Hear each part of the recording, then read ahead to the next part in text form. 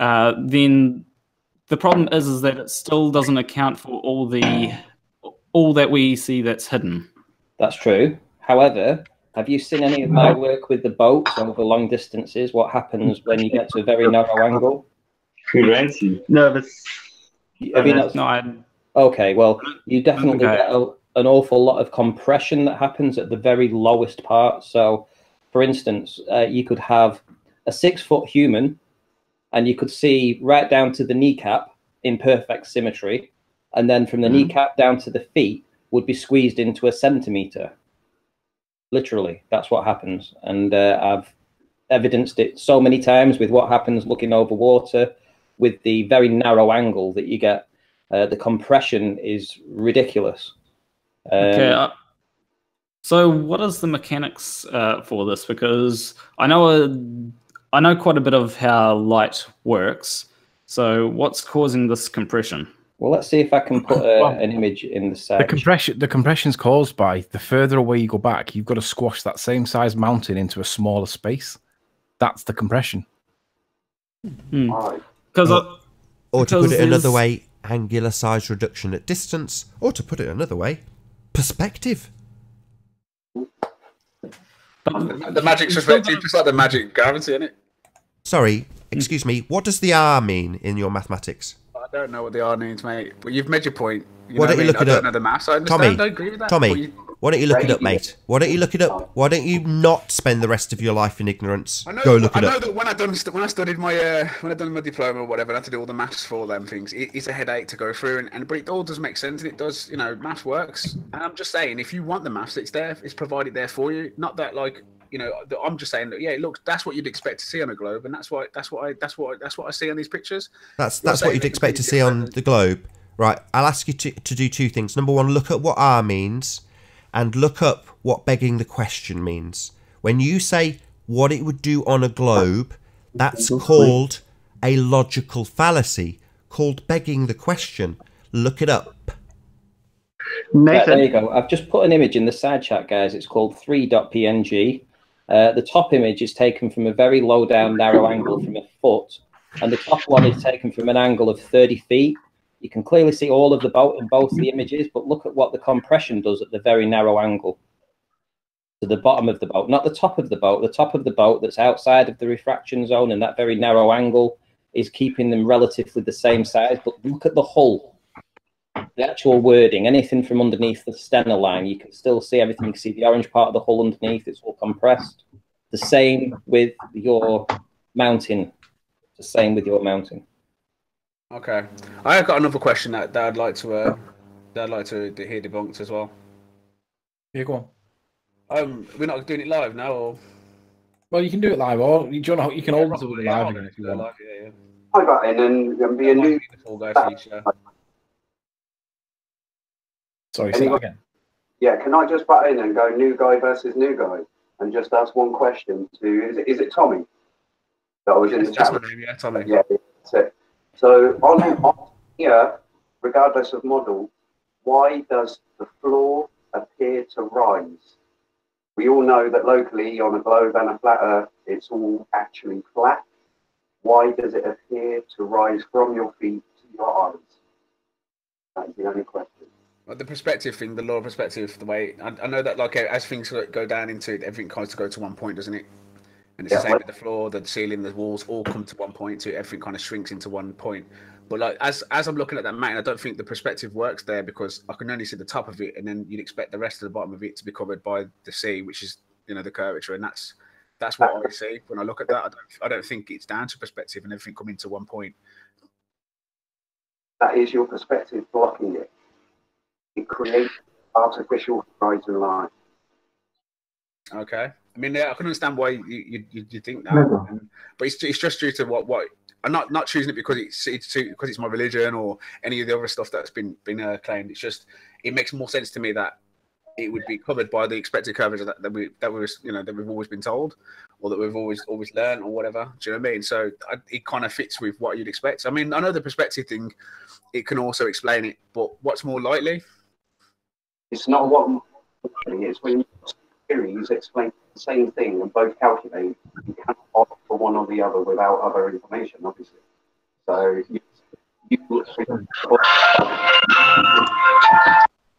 we know it's a globe. We know this, but if it works both ways, then you can't prove. Yeah, I agree with that. Life. It can work. It can work both ways. I agree. Same with like the elevation that you go to. People are expecting to see curvature, like in the plane level, but it wouldn't be detectable with your eyes and stuff like that. And I can see why people go, "Oh, it looks flat," but it also should look flat. That's the whole reason. The Earth is the size it is, and if you do the measurements right, it should appear to be flat. But until you get to a certain height, then obviously it's undeniably curved. And that's the point. The point is none of us know because we can't get to that certain height. That is the whole point of it. But there's other questions that I have that there's obviously you're brushed on, but there's one interesting point I want to bring up. I'm not a flat earther and I'm not a globe earther. I believe that neither of you can prove anything. I'm quite happy to whatever's more what has the most answers, and I find that I subscribe to the globe because it does have more answers, whereas the flat earth gives me more questions, and I think like that doesn't quite make sense. And I know it's hard to get your head around with the globe, but there's no problem saying it could be flat, you know what I mean? But when I find a lot of flat earthers saying it's definitely flat, I can't believe we've been lied to. I think that you've kind of stepped into the area where a bit of a tinfoil hat. You don't believe anything that anyone says. Every evidence you get shown to, you just say no, it's not this, that, and the other, and that's what's happening. It's the same. No, what we do is we hold your evidence to the fire. We get your scientific toes and we put them to the fire, and what we find is that it doesn't add up. Usually, when it doesn't add up, it's usually because it's people doing things wrong. Yeah, but this is your body of science. This is your model, and when we hold your, like I say, scientific toes to the fire, nothing. Show me one image or proof or experiment where you've actually loomed up a building from beyond the curvature of the earth in perfect symmetry, not a beam of light, not one stray beam of light. I'm talking about a building, something that you can look at and think that is a solid object where it's loomed up from beyond the curvature of the earth into perspective so that you can see it, proving that it has been loomed up from beyond the curve.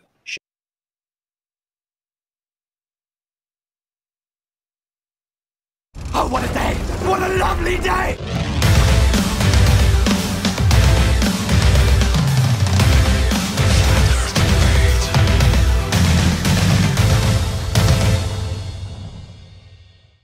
Welcome to Flat Earth Debate. I'm your host, Nathan Oakley, and if you're new to this channel, or you've not done so already, be sure to subscribe and hit the bell notification icon to keep up to date with the Flat Earth Debate. If you'd like to support this channel, there is a super chat. Massive shout out to all who've been super chatting during the break. There's also a PayPal link in the info box below the video once it's rendered. But most importantly, if you'd like to join the discussion, simply mute the page you are currently watching, then click the link in the info box below this video to join the panel and express your views on the shape of the Earth. If you do join, please don't swear. If you do, you'll be ejected, and if you are, please don't try to rejoin the stream using sock accounts. You'll be warmly welcome back on the next stream.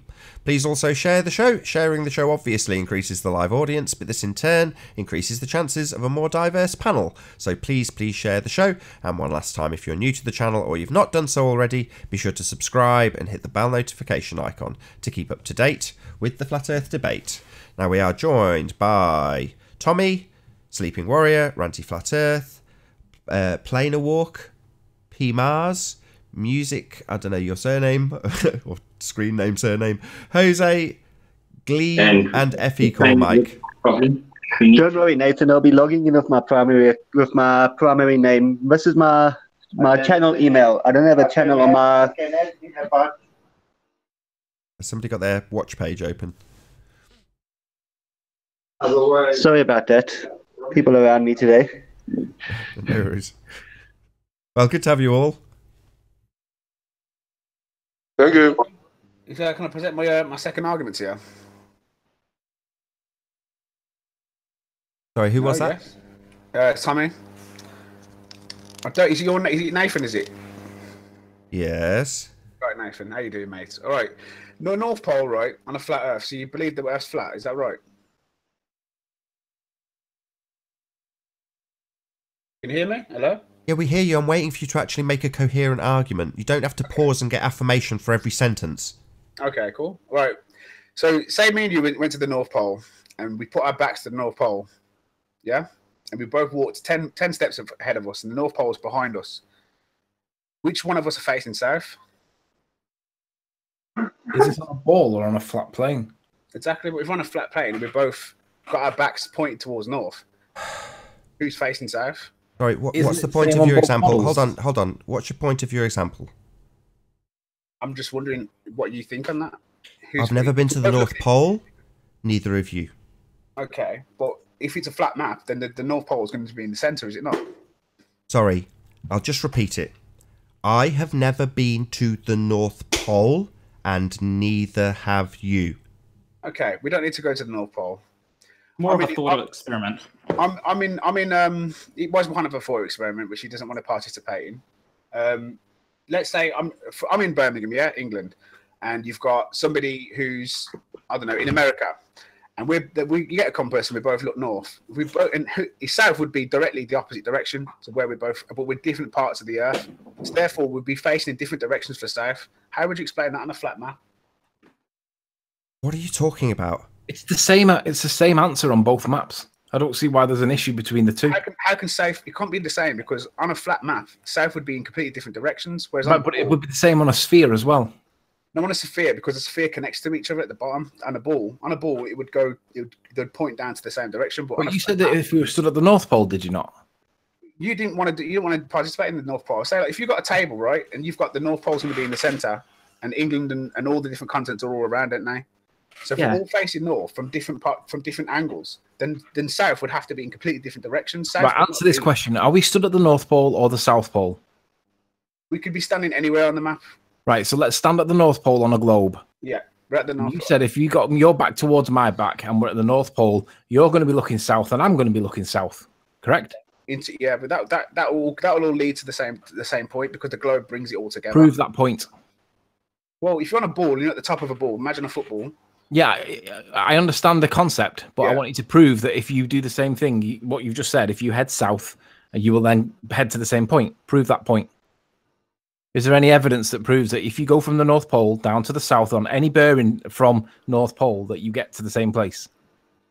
I don't think I think you're straw man in the argument here. No, I'm not. I'm challenging you on your assertion that you said. God. Sorry, Anthony, hold on, guys. Hold on. So he's literally clarified your position and then asked you to present evidence for your position, and you have accused him of straw manning your argument. He's literally clarified it back and then said, have you got evidence for it? Why are you sighing? Acknowledge what I've just said. Rather than actually address the fact you have no evidence to back your assertion, you have accused him of using a straw man argument. Now, number one, you don't know what a straw man argument is. That's pretty. Straw man argument. It's basically when somebody makes a small, gets your argument. Shut up. Rather than address the fact that you don't, I'll just keep doing this and pointing out that you're rude. Shut up. I'm rude. Shut blah, blah, blah. your mouth. Okay, so, talk, then. Is that what you're gonna say? Don't need to give me permission, right? Shut your mouth and I will demolish what you have asserted. He has pointed out you have no evidence for your assertion. Rather than say you're... question, and then you're not... Shut your stupid mouth. Are you going to answer the question? Are you completely triggered by us humiliating you again for a second time? You simply won't answer it. You won't participate. Yeah. Can I clarify Tommy's point and also provide sort of an explanation that I know that flat earthers are likely to give? So I think the point that Tommy was trying to make is if two people are at the North Pole, right, and walk 10 steps in opposite directions, his point, I believe, is which person is pointing towards the South Pole. Now, I know that a lot of flat earthers... Sorry, that's where your logical fallacy comes in. So if we're on a sphere and we walk 10 paces on a sphere, so you have already begged the question that we're on a sphere with that example. That's begging the question. It's the very definition of begging the question. Do you understand what begging the question is? I do. Now, what I'm... No. Stop. You understand what begging the question is. So you've said, if we are on a sphere, so you are presupposing your outcome in your example. I think I may have represented it a little bit in a wrong way. So if we're on just say we're on a flat Earth, right? This is what Tommy's I believe this is what Tommy's trying to say. If we're on a if we're on a flat Earth and we are at the North Pole and we walk 10 paces in either direction, what Tommy is wanting to know is which person is facing towards the South Pole. Now, I know that a lot of flat Earthers don't believe that a South Pole exists. And I think that's the answer. Okay, no problem. So you're going to now insert a straw man. You think we think. Oi, Tommy, this is what a straw man actually is. This guy has just represented what he believes we think so he can demolish it. That's called a straw man, Tommy. Retard. Okay, now let's just point out that's a straw man. And the way it's a straw man is I already said, I've not been to the North Pole. But the real question here, and I'll allow you to answer this yourself. No, you haven't acknowledged what I've just said. You're just moving on. Do you understand that you have presented us with a straw man? Yes, and that's do you understand? Shut up! Do you understand that you have begged the question and assumed you're on a sphere? Well, the thing is... Do you understand it or not? Do you understand that you have begged the question? Another formal logical fallacy? Do you understand it or not? I do understand that. Excellent. One more thing. One more thing. Do you understand when I say we have not been to the North Pole, that we have not been to the North Pole to test what you're about to claim? I understand that, but this is more... Excellent. So you've got nothing more to say in your thought experiment. I'm not interested in thought experiments. I'm only interested in what you can prove in reality.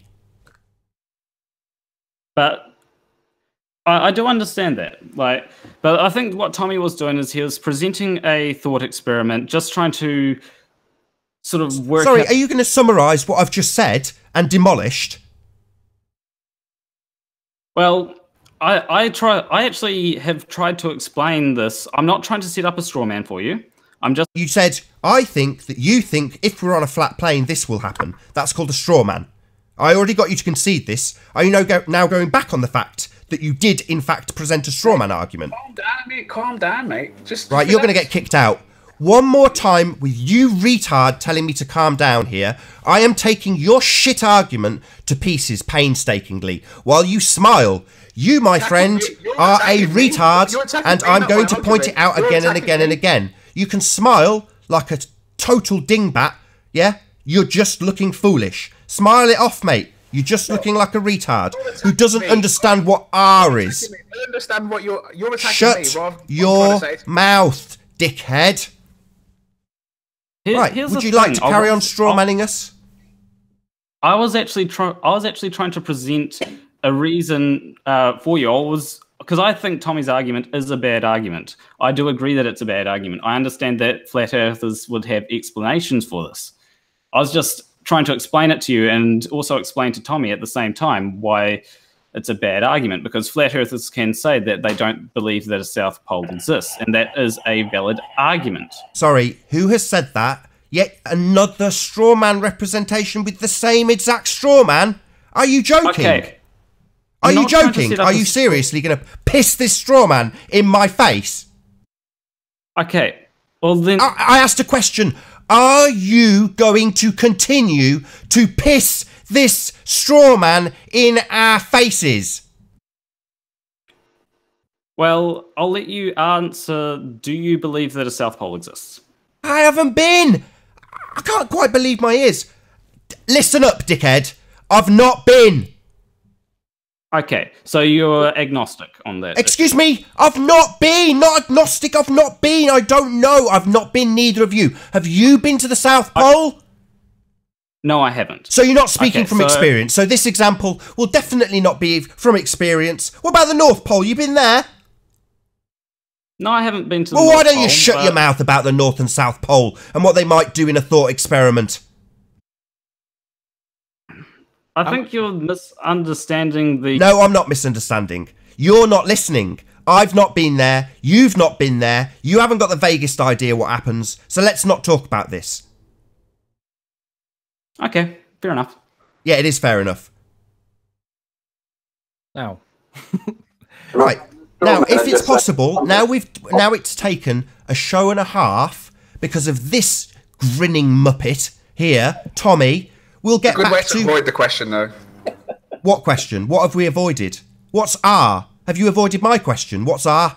I've admitted I don't know, mate. You know? Right, well, go and find out what it is. Don't tell me I'm avoiding questions. Your concession that you don't know hasn't in any way mean you've gone forward and tried to correct your ignorance, something you're accusing me of, you complete grinning muppet. Because I'm grinning, you shouldn't be getting upset because I'm grinning. I'm grinning because I'm just trying to have a conversation about something, and instead of attacking me and getting all personal and getting all irate towards me. No, you're not letting the actual debate and the points I'm trying to make. If I can just interject a little bit, breathe and have them to reach. If you want a fair discussion, then also give me a fair room to put what I'm saying down instead of just trying to make me look like an idiot, me just trying to brandish me with all these names. I'm actually just a normal person like anybody else, and I've just got a few questions I want to ask you, and I'm asking you a simple question. I know you haven't been to the North Pole. But like a thought experiment, like they said, like the other gentleman tried to explain it in a better way. Shut up. Don't want to hear any more about it. I've already taken this to pieces twice, 3 times, 4 times, and you just want to keep doing it, giving me a thought experiment. Shut your mouth. You've got nothing more to offer. We've demolished your argument. Now I want to get back onto the lying globe heads who do understand these arguments, can get around using straw man arguments, and do assert that the Earth is a sphere while simultaneously lying through their back teeth about it because they know the adverse is the case. They know the Earth is flat in most instances, so we know they're lying. They wouldn't understand these arguments intrinsically.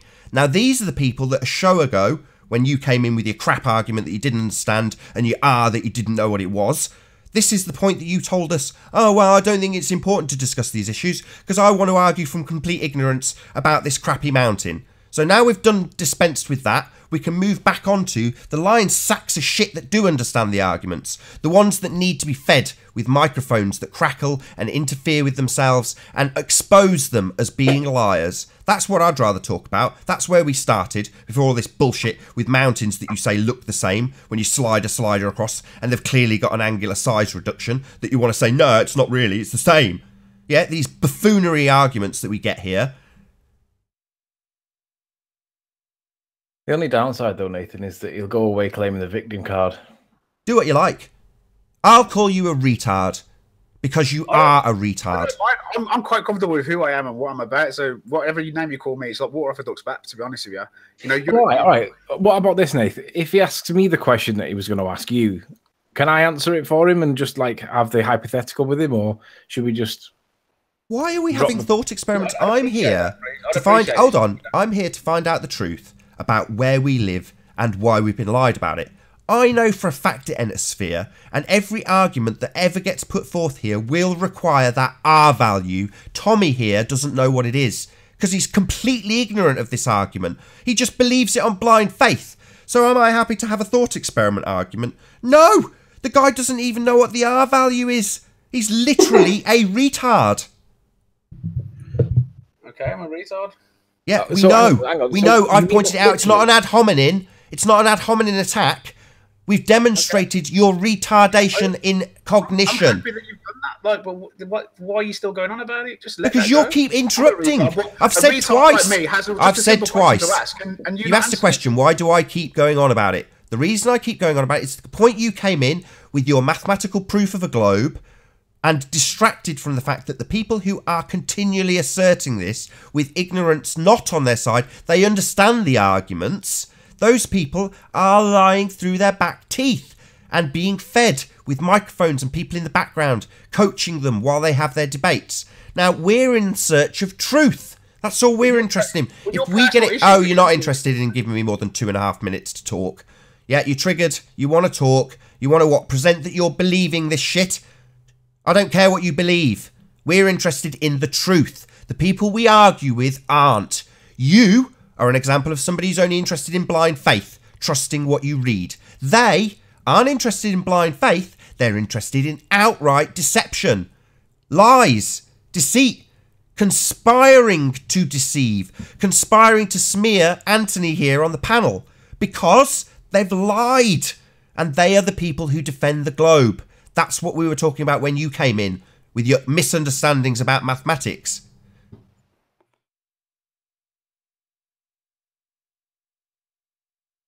Yeah, fair enough. Fair enough. But you know, if you don't want to participate in the thought experiment, that's fine. But if anyone else would like to, then I'll be interested to find out why that is. Oh, really? Sod off to the thought experiment channel. I tell you the place for you. The place for you would be the non sequitur show. That's where you'll get the best behaviour because that's where you'll be like. Oh, that's where you can, there. yeah, that's where the non sequitur show is where you can deal with these non sequiturs. So piss off to the non sequitur show with your non sequitur argument. That's where they deal with this shit. Well, obviously you don't want to deal with it like by just be having Deal a civil with conversation and talking about it. Deal with what? Your thought to, experiment. This is reality we're talking about. You complete idiot. We're interested in what you can prove, your evidence, not your sodding thought experiment. If it's flat, if the world is flat, like you presume it to be, it is. Then the North Pole is going to be all in the centre, okay? We're all going to be facing north. Oh my God, he's literally going to piss this straw man into our face again. If it's not the other guy pissing this straw man into our face, it's this idiot. It doesn't matter how many times we say we've not been there and haven't got the slightest notion what happens there. It doesn't matter how many times we say it. He just keeps pissing it right back in our face. You should look at the azimuthal equidistant map. That shows him the angles perfectly, how it works perfectly on that circle. Yeah, we could show it him, but essentially he needs to figure this out for himself. He needs to go and watch a video that shows it. He obviously hasn't. And we're not here to babysit him and suck his thumb for him. Flat Earth 101. I mean, one of the questions that I have about, particularly about flat Earth, is why light would, because I understand light well enough on a globe, well, in a globe model to understand how it works, right? But in a flat Earth model, to me, it would have to have different things that it would do. So it would have to work in a way so as to make things disappear from the bottom up. And I can't remember who it was, but someone started with an explanation saying that it would Aries diffraction. Oh, someone said compression. Yeah. I can't remember who. Compression, that's right. Yeah. Because I can understand a little bit of compression because you do get compression from atmospheric refraction. I think. Sorry, atmospheric refraction. That does not apply to your globe model. When you beg the question, assume R and put people on a globe. So you don't do atmospheric refraction. You do terrestrial refraction. And terrestrial refraction is an arbitrary 7.6R. That's the refraction you claim. So if you want to discuss actual refraction, it makes no sense because it's not applied in your begging the question, proof of nothing, perspective hijacking model. Well, what do you mean? Like, I'll say it again. No problem. Argument. What do I mean? I mean that atmospheric refraction is not what you apply. I'll say it nice and slowly. You apply terrestrial refraction, an arbitrary 7.6R. Remember that R value we were talking about, Tommy? Well, now we're talking about something a bit more complicated. 7.6R. Terrestrial refraction. The thing that is applied to your begging the question, proof of nothing, perspective hijacking globe model. Was that slow enough? Yeah, it was definitely. Okay, even a retard could understand it. So from what I can tell, I googled terrestrial refraction, and it seems to be a part of atmospheric refraction. Really? It's just 7.6R, my friend. Just 7.6R. Yeah, that's what it is. And okay, so R is to do with the radius of Earth. I know that. Let's just remember, though, remind ourselves that that's the R that we have the issue with. You know, the radius bit. We assert that we can't prove that there's a radius. The bit that's not in any way scientifically valid or measured. That bit. The bit that you're trying to prove. The bit that you're trying to prove is going to be applied. It seems a bit strange that you'd apply 7.6R to something that's unproven. That would be, what's the phrase I gave you to look up earlier that you said you understood? Oh, that would be it. Begging the question. Yep. So you're going to ignore me completely. So we're begging the question, we're going to assume the Earth has a radius, and we're going to apply 7/6r, 7/6 of that radius that we're presupposing as our terrestrial refraction in your globe model. Okay? So when we're begging the question, because we're using a globe now, obviously we're already on a globe when we're trying to prove it, right? Yeah, begging the question. Yep. Yeah, I understand that. When it comes to refraction, not refraction, when it comes to R though, if we assume that we're on a globe, and I understand that as begging the question, then we can use R because we know that there are ways to work out what the radius of Earth is if we are on a globe. Sorry, so what you're saying is, if we're on a globe, then we can prove we're on a globe because we're on a globe. Yeah, this is like the most circular begging the question nonsense I've ever heard. So you're justifying begging the question because you can beg the question if you beg the question. That's what you're saying. No, you don't get to beg the question here. Excuse me. You don't get to beg the question here because begging the question is assuming your outcome. The very thing you're trying to prove, you are asking us to assume in the first instance. No, you don't get to beg the question here. So here's what I'm trying to say. If we are on a globe, right? And no, that's begging the question. So immediately you're going to piss this fucking... This is a logical fallacy. I've told it you twice, and literally, as soon as I finish the sentence, you say the words, if we're on a globe. Can you let me finish? You're going to beg the question. I've just told you don't get to beg the question here, and the next words out of your lips are, if we're on a sphere. What I'm trying to say is that when it comes to... because the only way I can really explain this is that if we're on a... Well, if we assume we're on a globe... No! How many times? The only way you can prove you're on a globe is by automatically assuming that you're on a globe. And I'm saying no. I realise that every single globe proof relies on you presupposing you're on a globe. Okay, but you need to assume whether you're on a globe or a flat plane, one or the other. So we have to assume both, and then go from there and get to, the best outcome out of the two. No, you absolute retard! Yet another demonstration of the total stupidity that is Tommy.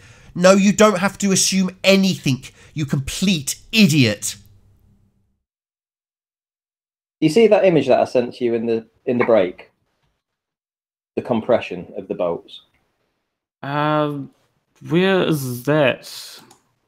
You should have a link to it in the side. I don't see any links in the side. Only the link that I... 3.png? You can't see that in the side? No, I can't. Okay, no worries. Ranty, you're saying you don't understand compression. You showed us a mountain. Do you understand that the mountain on the left side of the image that you showed us was bigger than the mountain on the right side? I.e. the one on the right was, quote, unquote, compressed? Yeah. I was kind of hoping we could go back to that. Let's just see if he says yes or no. Or if he says yes and then pisses it back in our faces afterwards that it's not compressed even though it's half the size. So obviously the one on the right is at a further distance, but what the taking it down... Hey, no, not at all. Oh, you talking about the boat or you talking about the mountain? Both, both mountain. Equally. Oh, both the same. So the one on the right has been brought up to be the same size using the landmarks that you see on the one on the left to match it to the size, match the one on the right to be the same size, roughly. If just trying to work out how to explain this last part. You're talking about a blink test. A blink test? A blink test would be where you would change the opacity of one as you overlay it on the other, and then you would flick back over it, and you should match up. Yep, that's what I'm. Instead of doing this, instead of doing the slider, you're doing this blink that you would like to do. I would like to do a blink test on it because I feel that the one on the left is too big. I think you're probably at least 15% too big. It doesn't make a huge difference, but I do see that it is not proportionate Well, what I see is I actually feel like the one on the right is actually no, yeah, you're right. The one on the left does seem it actually seems a bit too far to the left. The one on the left. It is as well. It's not quite parallaxed correctly. I've noticed. Yeah, it's not. Too. Yeah, it's not centered. And one last thing, the mirroring that's clearly going on at the bottom. You can see the sky being mirrored in the water, which proves that that is just entire blockage. Everything that's the blue and underneath to the skyline at the bottom of the repeat of the sky is blockage. Is atmospheric blockage. Sorry, can you bring this? Can someone bring this picture up? It's not displayed on anybody's screen. I can do this. And the reason we know that is because of the amount of thousands of images and videos that not only myself has produced, but other people that have showed this same effect where the sky is miraged on the watered mirror layer. And that's what it is. It's a watered mirror layer. It's called blockages. I don't understand that. Yeah. You do understand it? Yeah, I do understand. If you scroll a bit down, you can see that the pixels are the same size as well as the mountain. If you scroll a bit further down. Oh yeah, they've got this thing down here where they've overlaid it.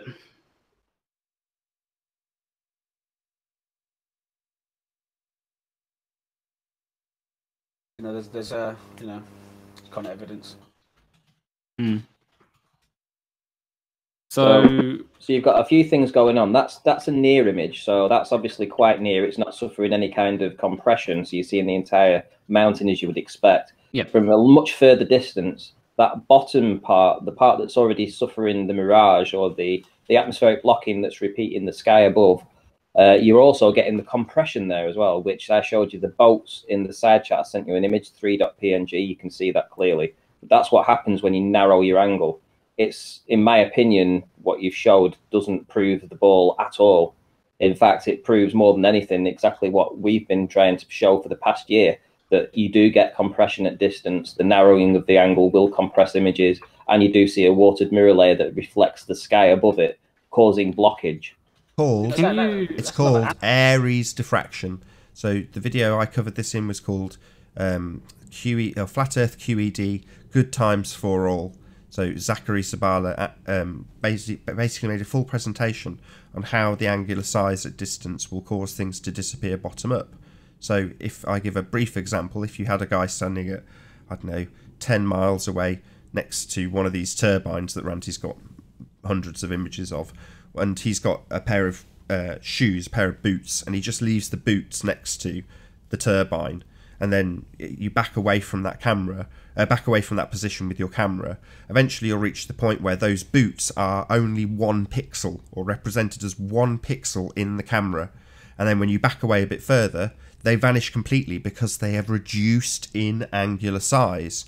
Now that's not to say that that's not to say that even though the shoes have disappeared, that you can't still see the turbine with a wider viewing angle above the shoes. So the shoes have vanished, as has 1 foot of the turbine, but you can still see the rest of it because you've got a wider viewing angle to it, and that gets progressively bigger as you get further back. So it starts off with just the shoes disappearing, and you get a bit further back, and then what would have been if there was a guy standing in, his legs would go as well, because they've reduced in angular size also. So they've gone down to 1 pixel, then no pixels. And as you get further and further away, stuff vanishes from the bottom up.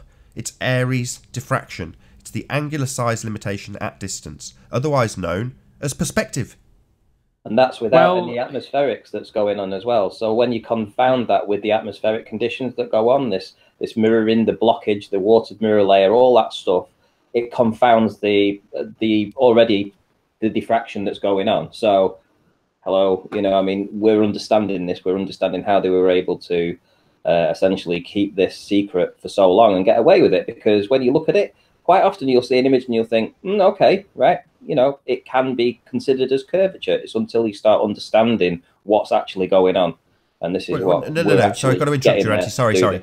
Not considered curvature, considered obstruction, which is then called curvature. Even though we're not seeing anything curving, we're seeing stuff being obscured from bottom up, which is absolutely accountable with an angular size reduction at distance to account for the obstruction, not curvature. We're not seeing, nobody's showing us curve. So I just want to ask, why is it that when these things are hidden from view, you can then raise your height to bring these things, or if just say you try to zoom in onto something, right, and it's out of view, and then you go higher and then zoom into it, and then it's back into view. Because you're changing your angle. You're giving yourself a wider viewing angle. Over the hill. You've got a wider viewing angle. Both can be explained, can't they? You know, perspective explains it on a flat map, and it also explained that it's curvature on a round. No. So, you know, but what's more likely, I just think it would be better to describe to the fact that it's being obscured by the curvature of the Earth. Well, it's no. Hold on. Let me just address that, Randy. No.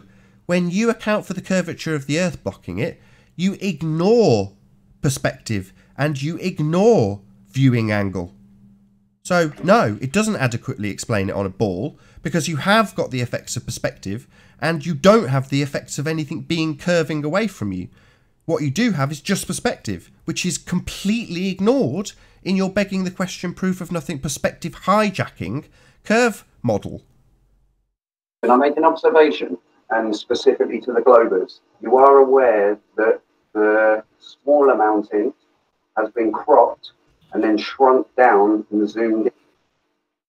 So if you look at the original pictures above the slicing, you'll see that there is a complete size change. But like I said earlier, you know, you show a flat earther evidence, and they'll call it perspective, and it's just the same sort of like religious stuff that you're accusing globals of having. It's a very neutral argument, which is why. Right, hang on. Why are we not making progress here? Because this guy's a religious zealot. I've already pointed that out to the audience. So it doesn't matter how we point out that his model doesn't include perspective. He thinks it does, and has just asserted that they're both basically the same. You can account for it with both, and we say no. You exclude perspective when you beg the question, assume R, and say we're on a globe to begin with. Right. Can you share my screen, Nathan, please? Yeah, sure. Well, hang on. So basically, if we can we can move forward if we deal with perspective. So the question that needs asking is, how big should that mountain look when it's 130 miles away? Do you have an answer to that question? That's a good question. And before we get to that, though, can you just look at my screen? I just want, just because it's this point that I've got ready right now. You're on. It's right. Okay. So these lampposts, we're looking at a mile stretch here of lampposts. Now, over a mile, we've got 8 inches of curve, apparently, in your model. But here we have the lamppost on the right, which is nearest to us, which looks the full length of the image. And when we get to the one that's a mile away, it looks about a third the size of the one nearest to us. And these lampposts are essentially, 50 foot high? So in this example, we're losing 30-odd feet of height, right? But only over 8 inches of curvature, although it looks as if it's much smaller, and you would claim that could be going over the curve of the Earth. This is what we say when we're saying that you omit perspective in your model. So let's give the lampposts an arbitrary height of, just say, an easy round number, 100 foot. We know they're not, but let's just say they're 100 foot. The one that's in the closest foot in the foreground to us is 100 foot, but so is the one that's furthest away, right? We can all agree that they're all 100 foot. But one of them measures, say, 15 centimeters on the screen, whereas the other one only measures, 9? So the question that we need to answer is, how tall should a 14,000 foot mountain look from 130 miles away in feet? Not in degrees, in feet. It's the same. The actual size is where they've hijacked perspective. So they'll say that regardless of the distance, it's always going to be this number of feet and inches.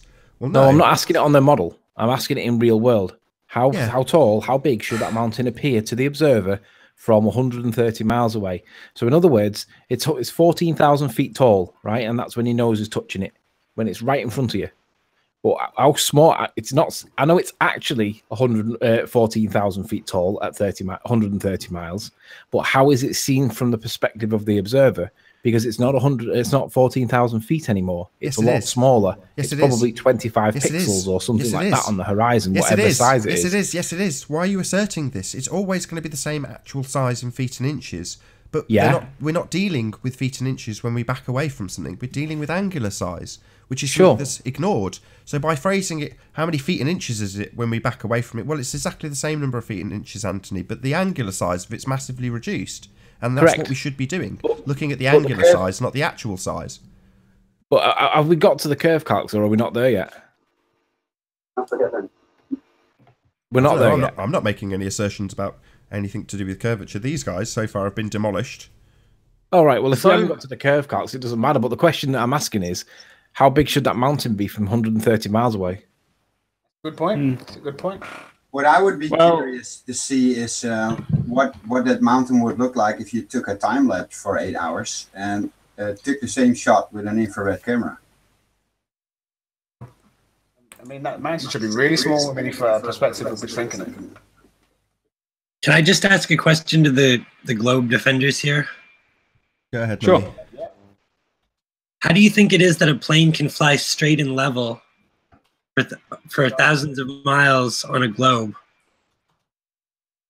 It's the gyroscope, isn't it? It like levels out the plane as it goes over, and just because it's such a gradual distance that it covers. That it's like the gyroscope measures the orientation of the aircraft. It doesn't level out the plane.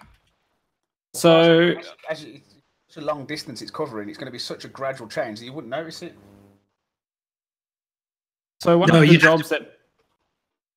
the jobs that pilots have is to keep the plane sort of, I think the thing is perpendicular to the Earth, right? Or parallel. Trying to work parallel to the Earth, right? And so what would that mean on a sphere to be parallel to it?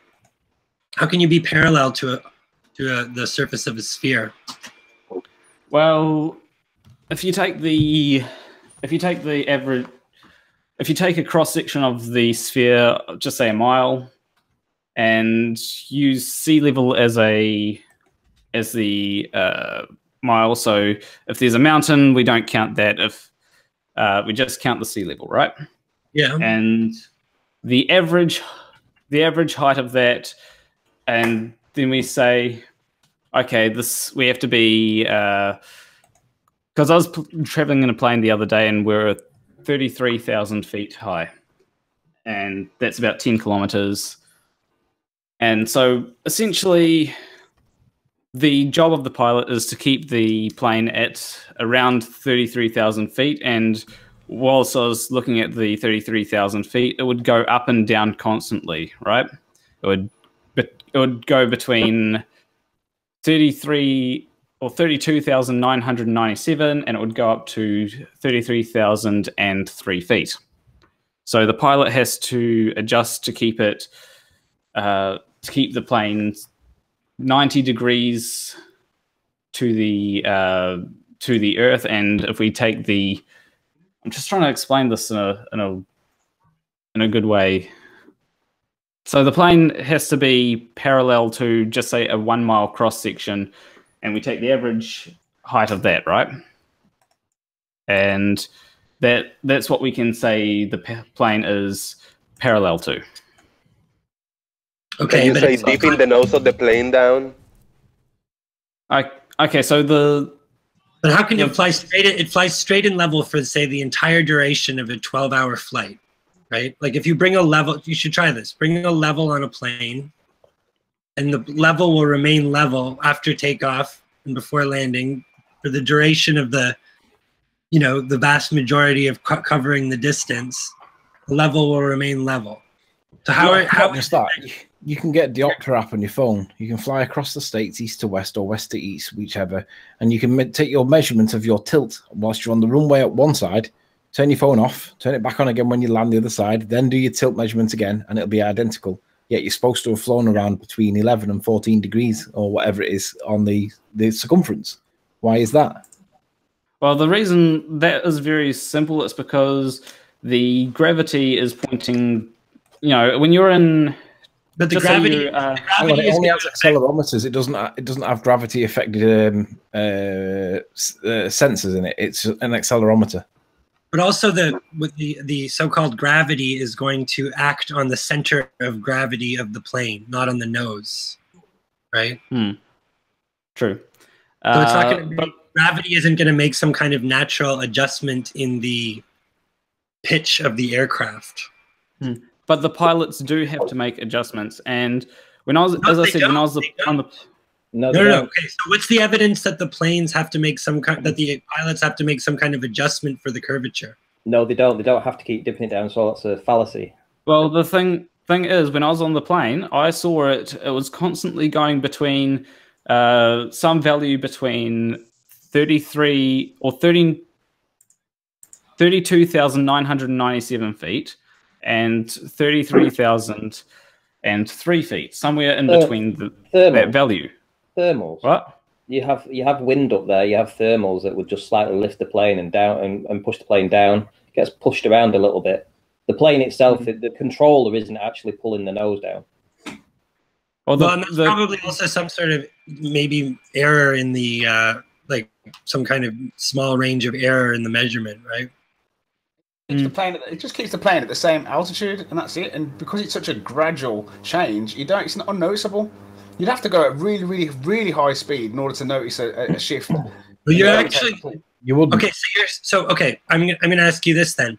Do you think that if the Earth were flat, how would it differ? How would the There wouldn't be much change, no, because I mean, because of the sheer size of the Earth, it does appear to be flat, and it does seem flat. So what you're saying is that a plane flying around a sphere would be no different than a plane flying across a flat plane. To a degree. Well, that's pretty absurd. That's a pretty absurd argument. Totally absurd. Well, the thing, it basically seems flat because of the sheer size of it. But your model has a curve. Your model has a mathematical curve we can work out. Hold on, Ranty. You're saying that there's a... Sorry, did you cite someone? I couldn't quite make out what you said. Did somebody did it? Tommy? Hello? You said somebody did it. I just didn't quite hear what you said.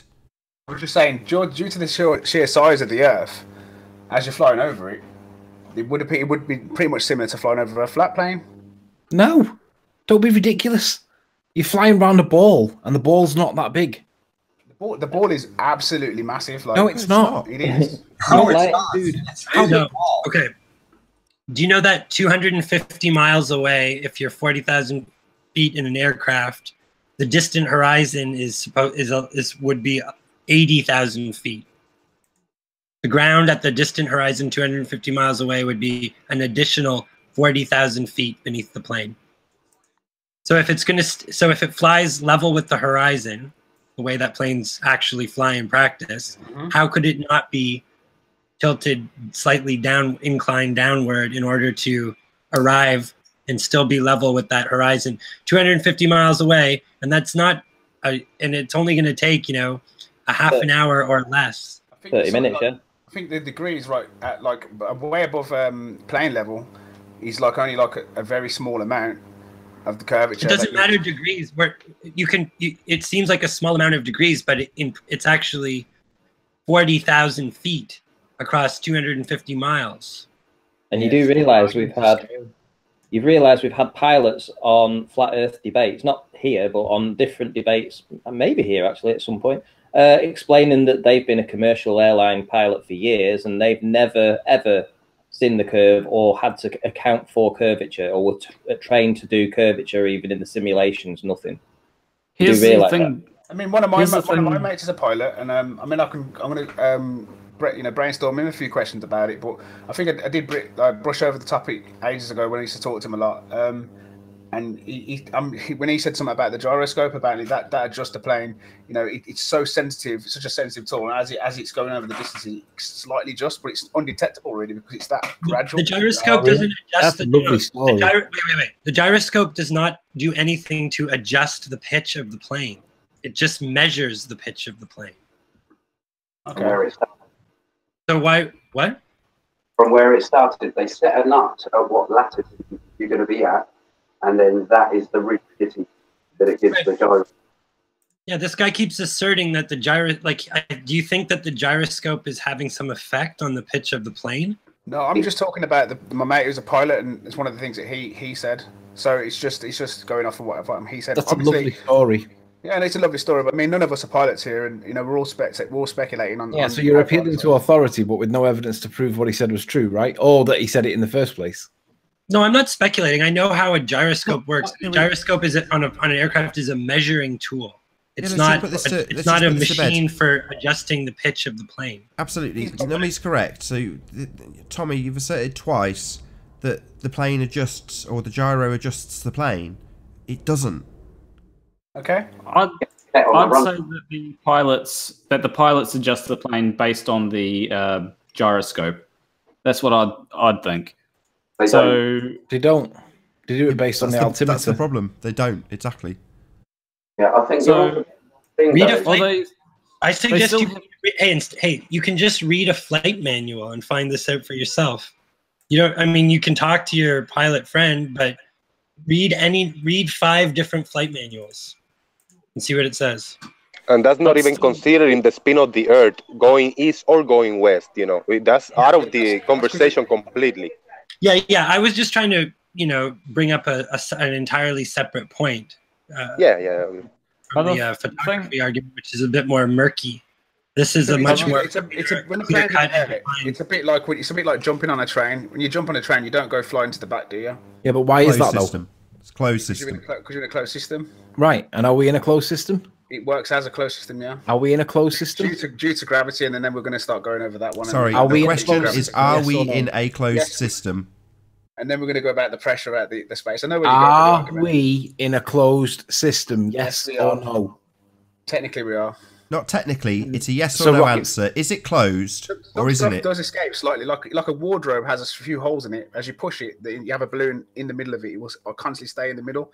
So, do we lose matter to space daily or not? It's only a slight amount, though, isn't it? So it's open then. Not like open, like window, like open a little bit of window. Oh my.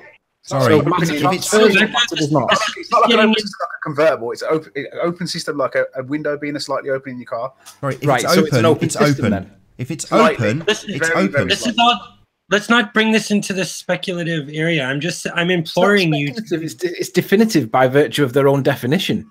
It's definitive by virtue of a definition, not based on what can be. Yeah, but it's their definition. But it's not as black and white as you're putting it. There it is. It is that black and white by your own definition. It's not. I think we should go to the bottom of if the pilot is dipping the nose of the plane down as it goes 500 miles away in 1 hour, it should be dipping the nose down a lot, many miles. I'm just imploring you to think about this. Hey, Tommy, I'm just trying to get you to think about this because this is actually one of the best ways that you can understand that. Yeah. It's one of the most, tangible arguments, one of the most readily. But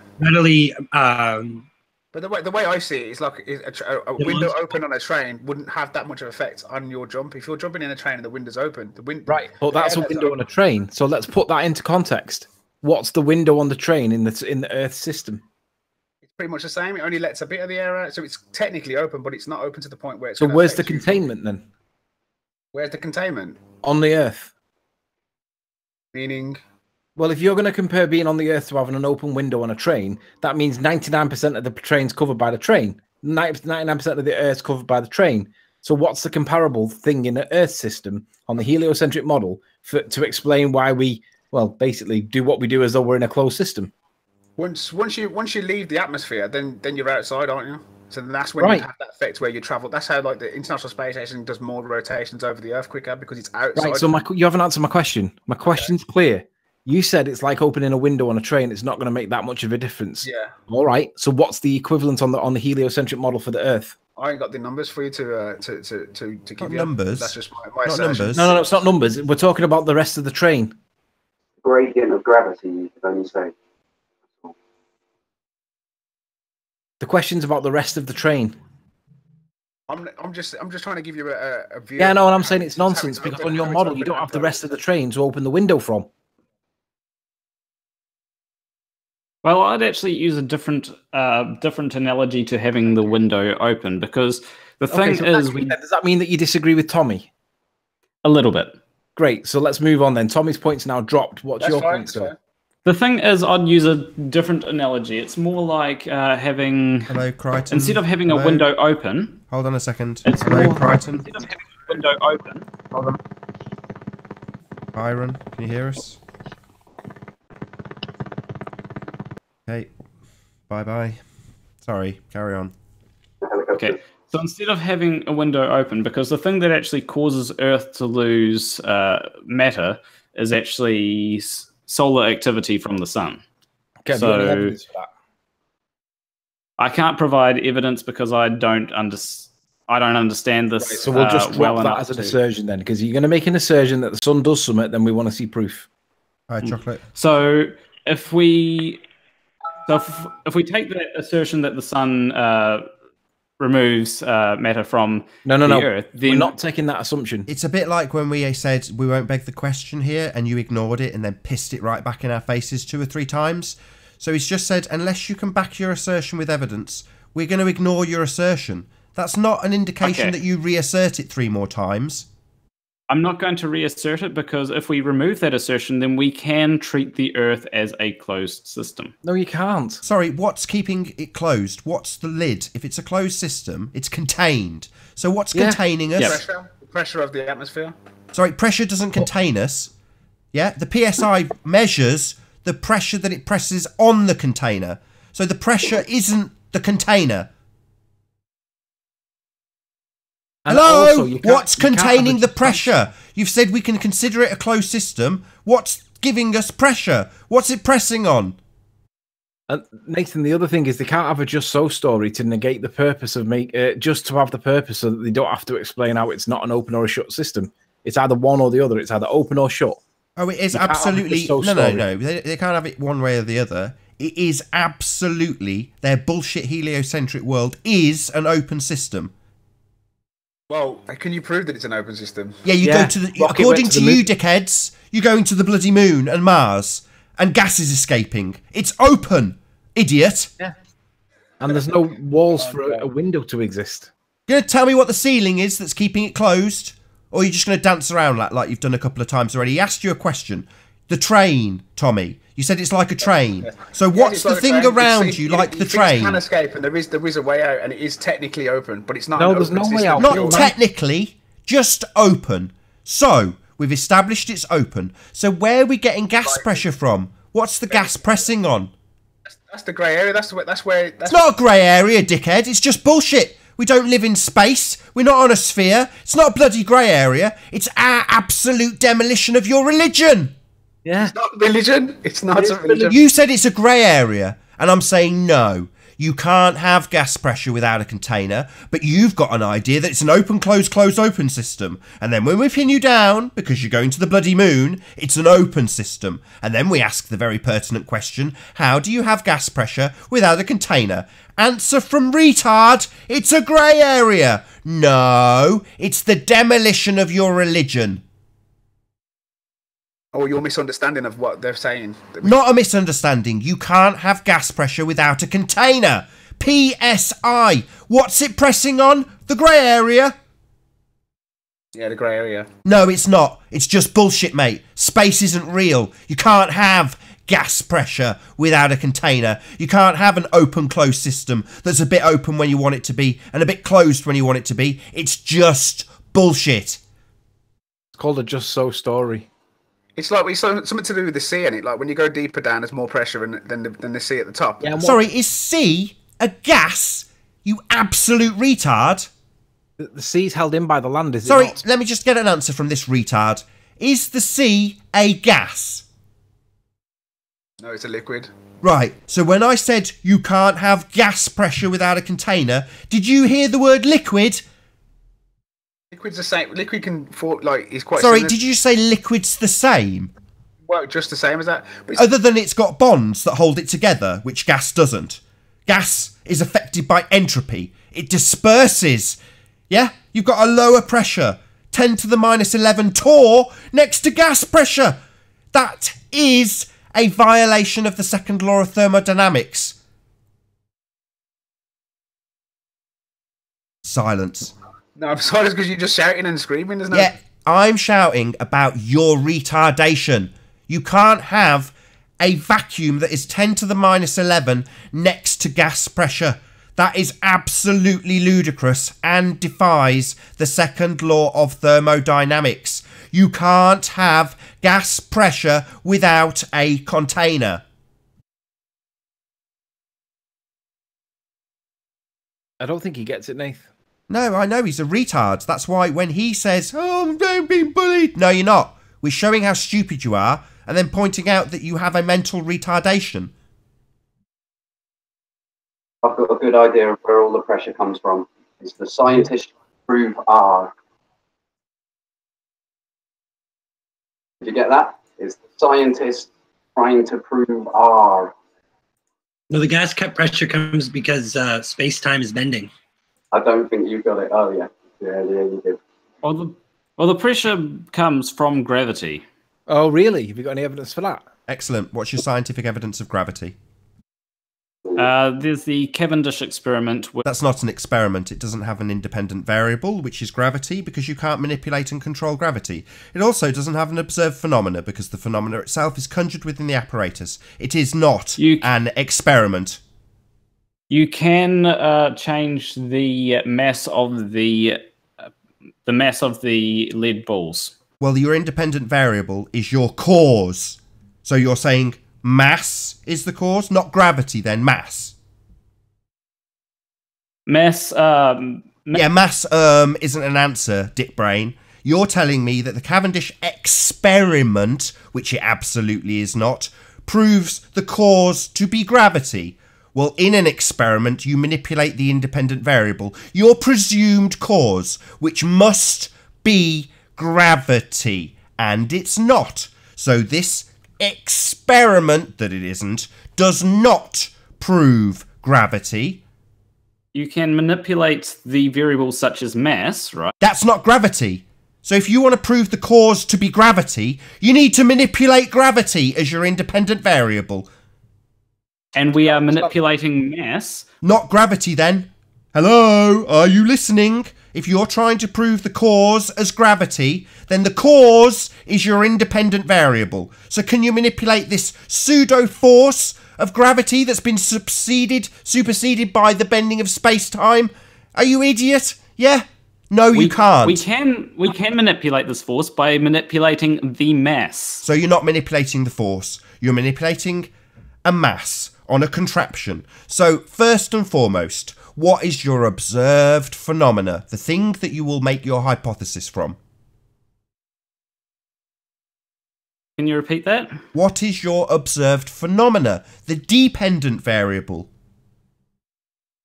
The phenomena that we are observing is how mass attracts mass. We call this phenomena So can gravity. you tell me, in the natural world, because that's what science studies, where I will observe this happening? Well, you can observe it happening by doing the Cavendish experiment. Oh, so like I said, the actual phenomena is conjured within the apparatus. So we're not observing this in the natural world, we're observing it in a man-made experiment. Well, I'll tell you the cause. Man made the experiment, that's the cause. Technically, you can observe it by dropping something on the ground. Oh, really? So the Cavendish experiment is to establish the cause of things falling to the ground. It's funny how it doesn't demonstrate anything falling to the ground in the experiment. Well, we have to... Okay, so we have... we have to presuppose that the Earth is a sphere, don't we? No, we don't have to assume that the Earth is a sphere to... we don't have to assume that the Earth is a sphere for the... Are you sure? To assume gravity. Are you sure? Do you want to bring us the mathematics that they extrapolate out from this experiment that's not an experiment because it doesn't have a dependent variable, otherwise known as a phenomena, and it doesn't have an independent variable, the cause being gravity, that you can't manipulate. So it's definitely not an experiment. But do you want to show me how the maths don't assume R? So we can really shove it in your face. Well, the thing is... No, just show us the maths that they extrapolate out from this experiment, which is absolutely not scientific, but definitely has some maths attached to it. Do you want to show us those? The math... You're going to show us so we can really humiliate you? The maths are based on the mass of the... Earth, by any chance? What a shocker! So when you are... We live on the Earth, so obviously we have to go for the Earth, don't we? Get it. Praise it, brother. Tell him like it is. We've got to assume R. You tell him, Tommy. You tell him your religious faith, my brother. We must assume R. I'm so far from Hallelujah. Gonna assume R. Gonna assume R. Right, Tommy, you religious zealot? Amen Ra.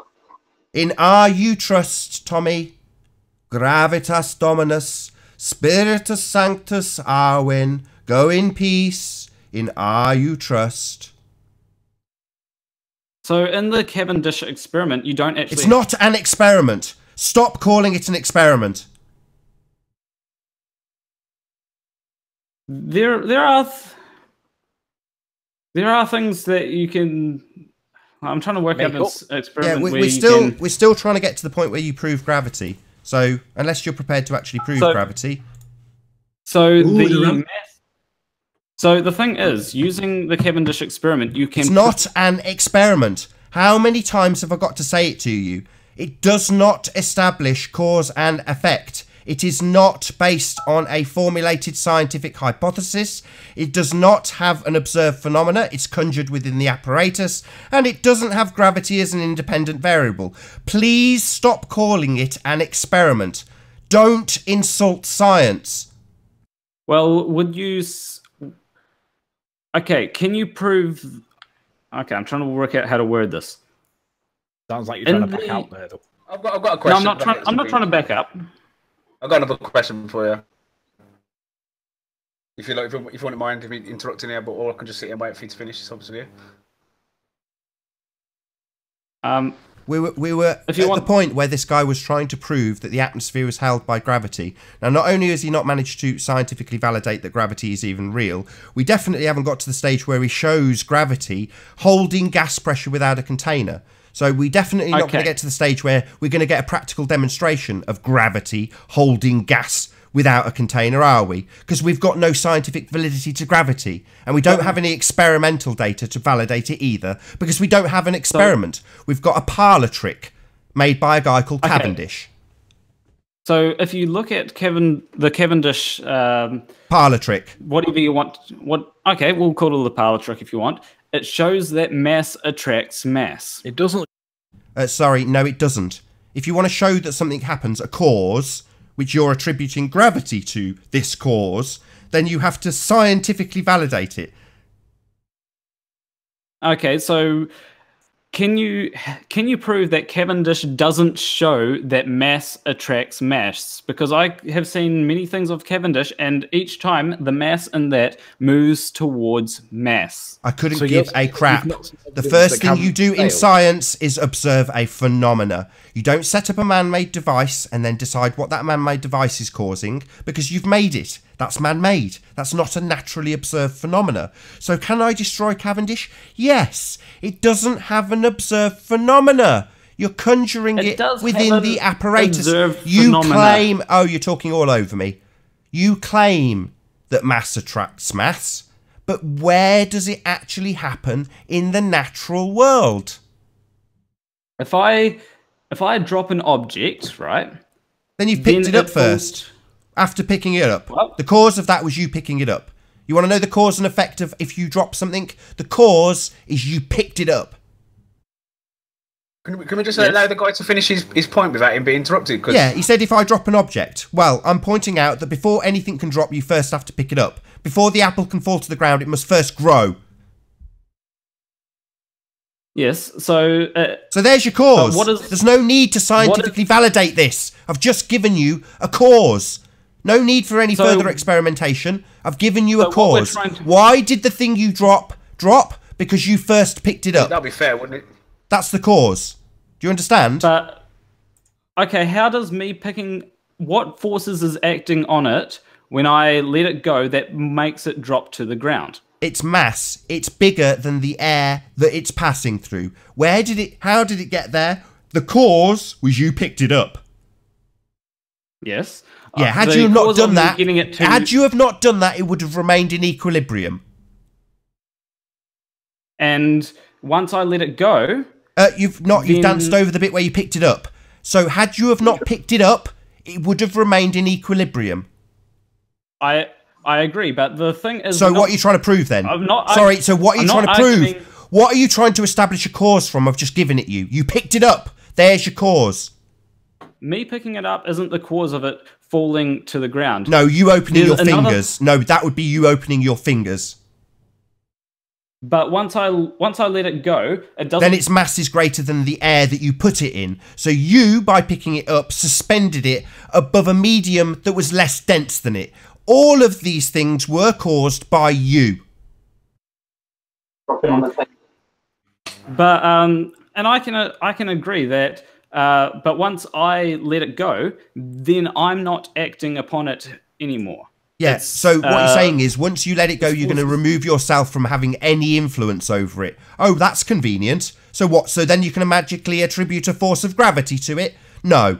Every cause is attributed to you. Now that you've dropped it, you're not going to remove yourself from the equation, my friend. Well, the thing is, I am no longer... when I let it go... There's the cause. Once you let it go, you let it go. That's why it dropped. You let it go. There's your cause. How many times? Well, once I've let it go, I am no longer acting upon it. Yeah, but you've already acted on it. You don't need to anymore. You've already done the dirty deed of picking it up. Nathan, let me have a minute with this gent. Let's change the variables here, because we all know about things that drop. Let's talk about something that'll float. If you get a cork and you stick it on the surface of water, it's going to float. Agreed? Agreed. Now, if you from the underside, if you're underneath the water, then you pull the cork down and then let go of it, we agree that it's going to go up. Correct? Correct. So if gravity is really a thing, why is it not going down? Because the cork to go down is due to mass. If the cork has it's due to a law called I think it's Archimedes' principle or something like that. The cork has air in it, basically. Called buoyancy. Well, there's a principle called Archimedes' principle, which means that for an item to sink, it has to displace. Right. Or for an item to float, it has to displace as much water as is its yeah, that's our on displacement. Yeah, and that's not contentious. I agree with you on what that displacement is. Let's apply it. Who's playing a hangout in the background? Was. He's good. He's got himself on mute now. He'll figure it out. So pretty much the opposite of dropping the banana through the air. We've got the cork going up through the water. So it's buoyancy and displacement and density. Like I said, you just want to ignore all those things because you've picked something up and dropped it, and it goes down relative to where you picked it up from. Well, so hang on. We haven't quite finished yet, Nath. The displacement point. We agree that Archimedes' principle of displacement applies, right? Yes. So we agree that the water is more dense than the cork. So when you pull the cork down, the cork appears to, from our perspective, to go up because the water is more dense than the cork, and it displaces the cork to its point of where it's no longer in the disequilibrium.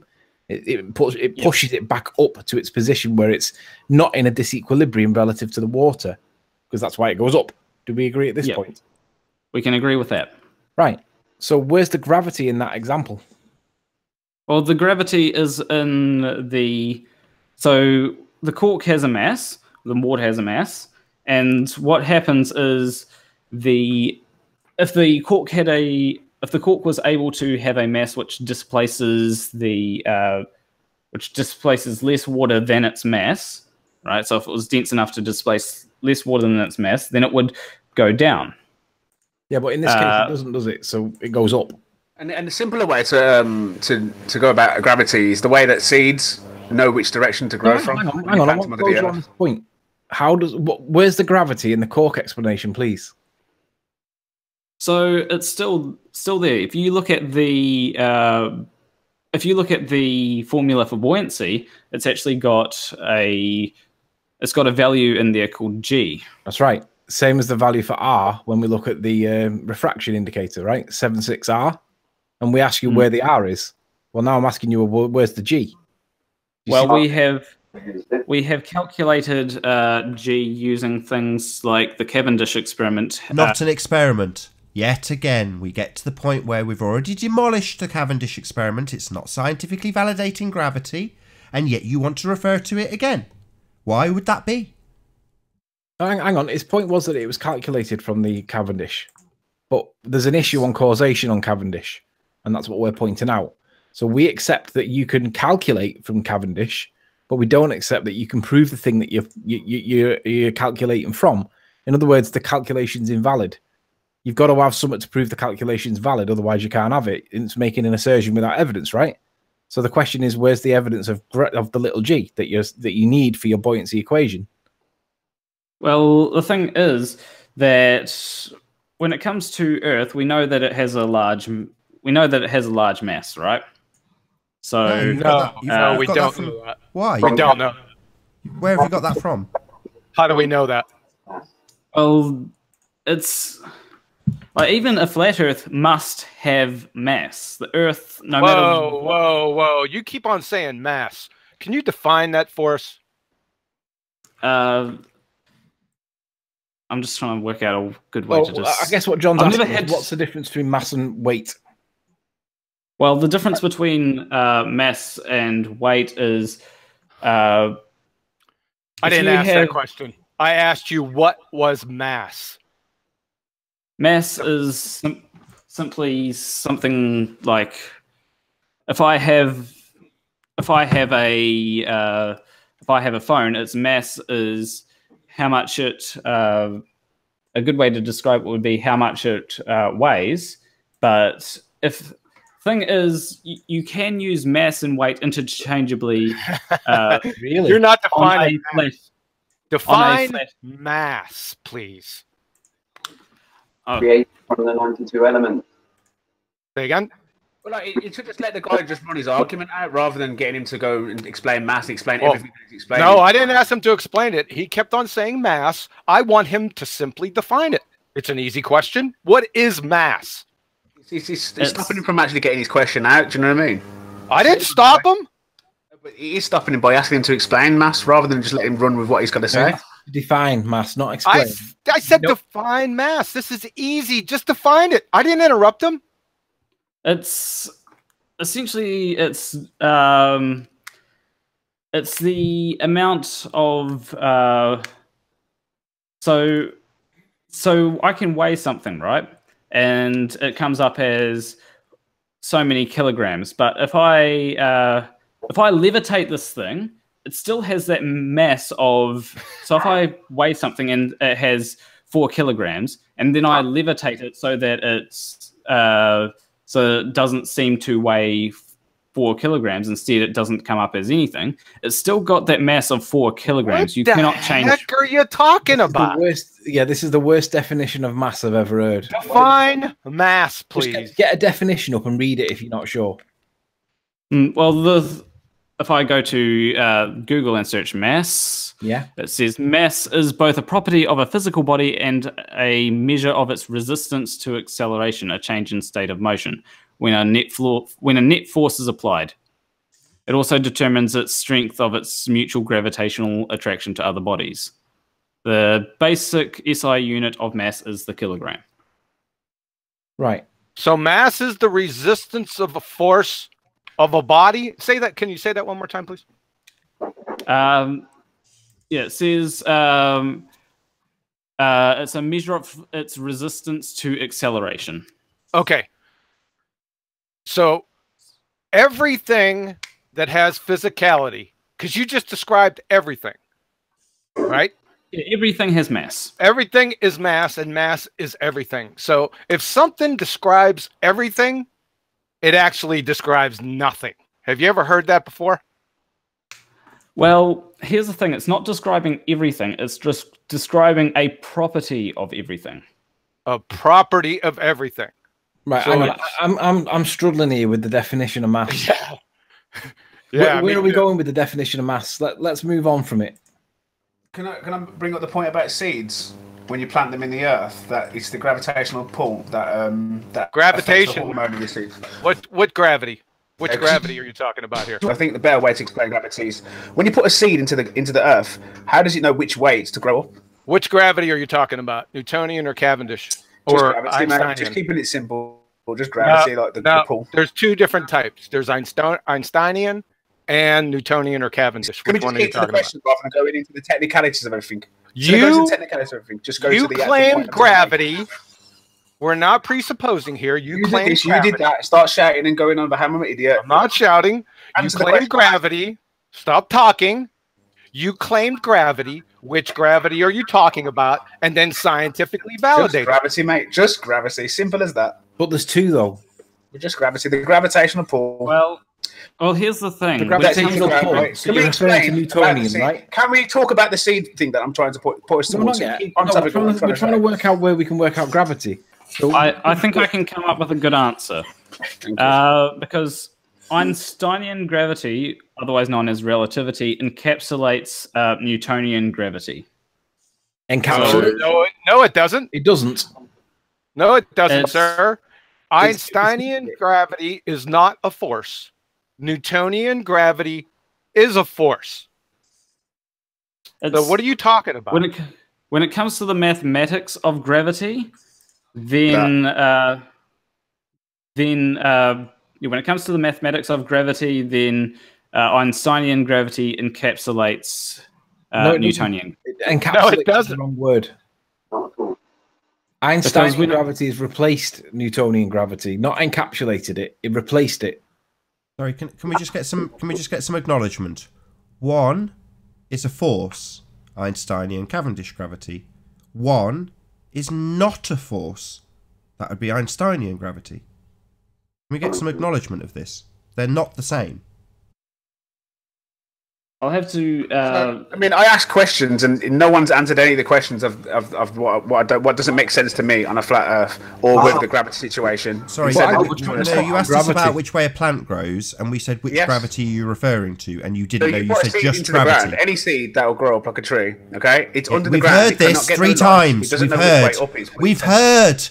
Then we asked, which gravity is this in reference to? And your answer was just gravity. Now we're pointing out... Shut up! Shut your mouth. Now we're pointing out there's 2. Which one do you want to apply? The one that is a force or the one that is not a force? Because there's 2. The one that is a force. Oh, so that would be Newtonian Cavendish gravity then. The answer is yes. Say yes. So what? How does it know which way is up? No, we're asking you to clarify which gravity. You said the one that is a force. So we're saying. So you're saying the force of gravity we are talking about. Why are you talking over me? Shut your mouth and listen. Why do you want it to be like narcissistic and get into an argument? I'm asking you a simple question. It's no, we are getting clarity. You're very triggered and talking over me while we try and define terms. You're just being very rude because you're triggered again. So I'm smiling my head up because I'm asking a simple question, and I knew this behaviour would be your response.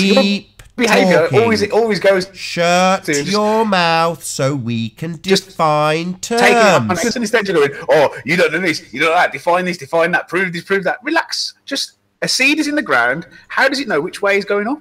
If it's under the ground, it can't get no light. We haven't finished the gravity point yet. Let's finish gravity, then we'll talk seeds. Okay. This is a point about gravity, though.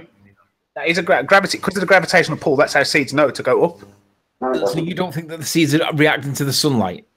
The ground, so there's no. It can't detect where the sunlight is because it's under the ground. If you bury a seed, you can't get no light. Red rays of the sunlight penetrate the soil, moron.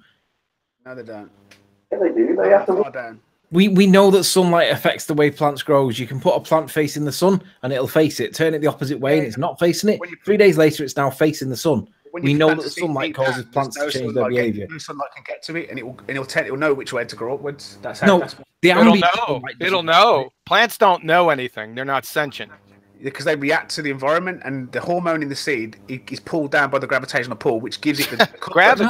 You're making another assertion about gravity, and if I ask you to prove that gravity causes plants to grow down, have you got any evidence to support it or not? Why does it ever grow up?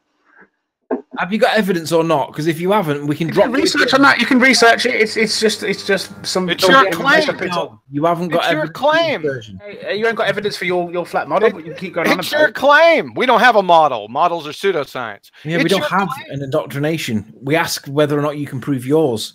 We're not here to prove your claim, sir. Counselor, I'm asking you. How does it know which way? I'm asking you which way does it go? None of us have been to any like astrophysics or any like this Scientology stuff. Astrophysics is pseudoscience. right, this field, all these expert areas that we're trying to.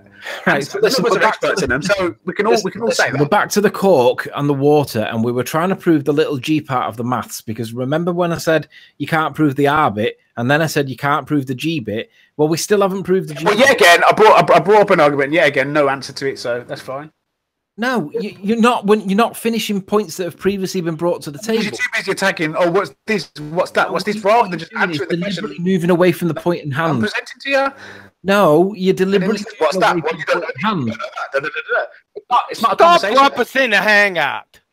We were talking about density and buoyancy, and rather than using a brick falling down, we used an example of cork going up.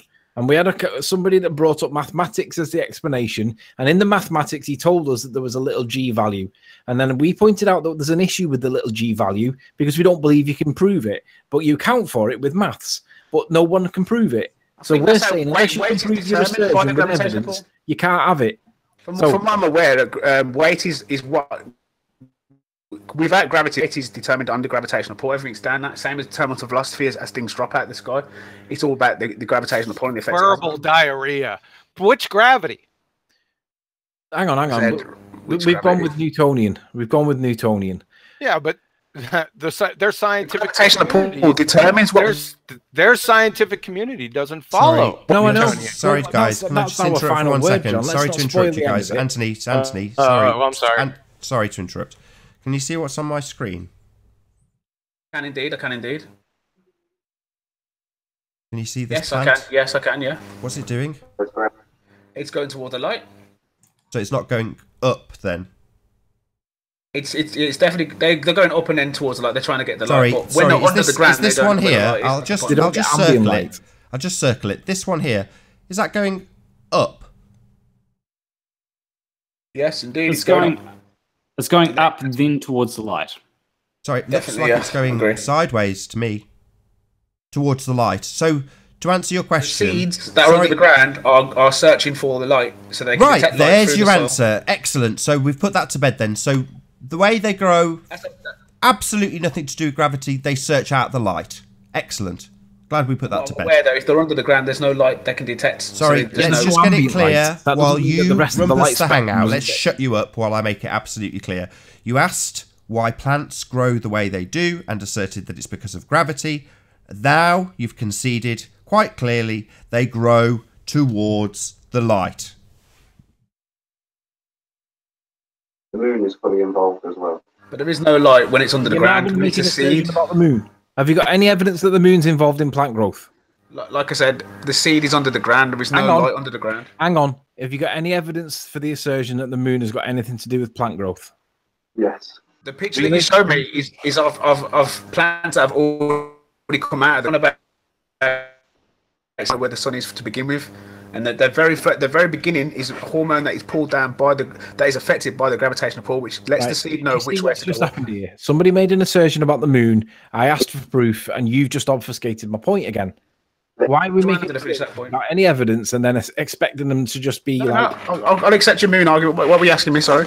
No, somebody said the moon has got something to do with plant growth, and I said, "Is there any evidence that moons cause anything to do with plant growth? Have you got evidence for it?" And he said, "Yes." Yes, can I see it, please? Yes, you can. You can look up how plants grow. Simple. No, you're the one that's making the claim that moons do something to plants. Yeah. Right, so you've got to present some evidence that shows that moons have an effect on plant life. Yes, because they do that. Because it's like when you say about gravity being in the maths, little g being in the maths, and we say we don't think it's there. And then you say about radius being to do with the calculation for refraction, and we say we don't think it's there. This is another assertion where you're making an assertion, and it's something to do with moonlight and the growth of plants. And I'm asking, have you got any evidence for that? So it's for you to prove, not for me to prove. Yes, I'm trying to. I'm not a global investor, so get all of that. But if you measure... So why say it then? Why is it relevant? Because the moon is involved as well. Right. Great evidence. Yeah, that's just an assertion of your religious faith. I'm sorry to be making an awful lot of assertions about science that you guys probably don't know that much about, but think that we don't know what you're talking about too, but accept it anyway. And we don't accept it anyway just because you're saying it. We want to see that it's true. So like with the R and like with the G, now we're on to moonlight because you've made a claim about moonlight, and it's not even important, but you're making assertions. But assertions are important.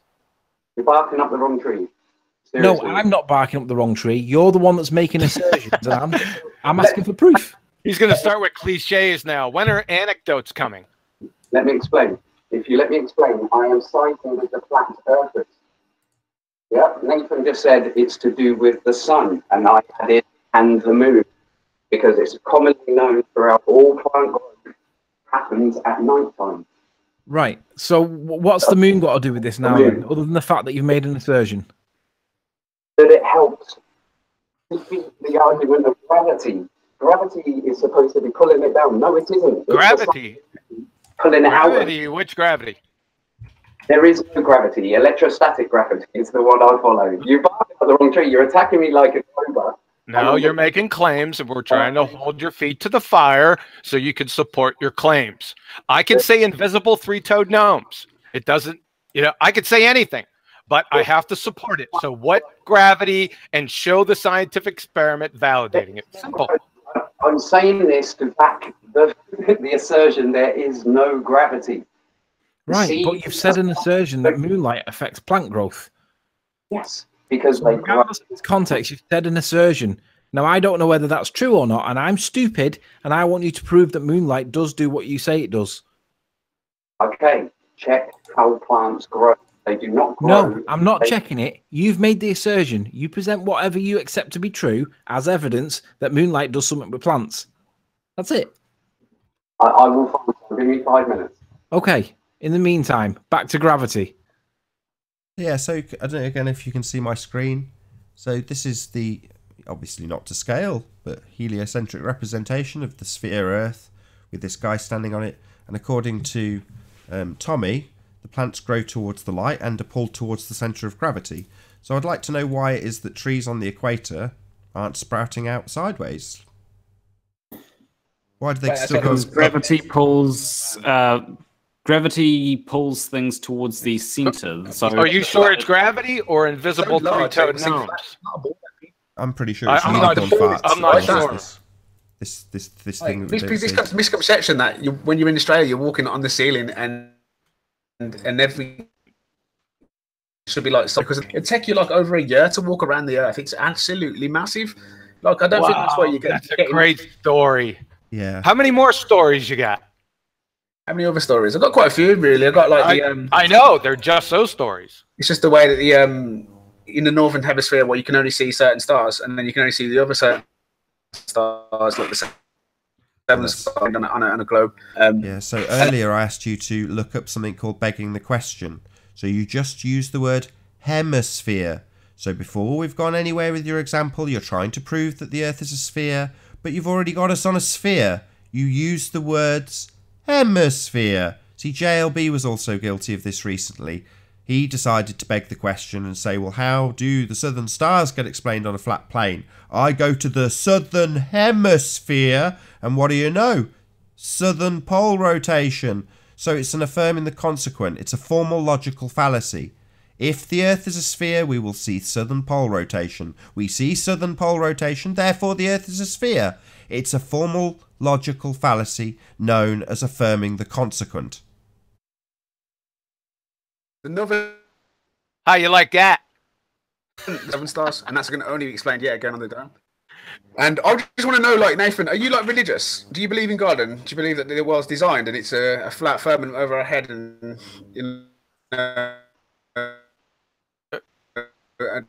he's not religious. You are.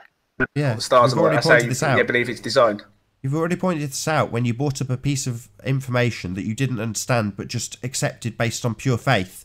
You are the religious one. Or are you going to go on at me again? Because that's typically your constant, like the way you express. No, I don't. Rather than that question, you rather attack me again. So ask you again: are you religious? And do you believe it's flat and there's a firmament over our head? No, I don't believe. Don't believe it's flat. I know it's flat. You have a religious belief. Oh, I'm not allowed to answer. I got 3 seconds, did I? Sorry about that. Yeah. Oh, so I'm still not allowed to answer on my own show while this wanker talks all over me like he's done the entire show. because he's a moron and been demonstrated to be so on multiple occasions. He has to talk continually. It's the last refuge of the losing asshole. That would be you, sir. So I will get to answer your question. Yeah? No, I have no religious belief in a flat earth. I know it's flat. It's obviously and observably flat. You, on the other hand, have a religious belief based on R. Something you don't even know what it is.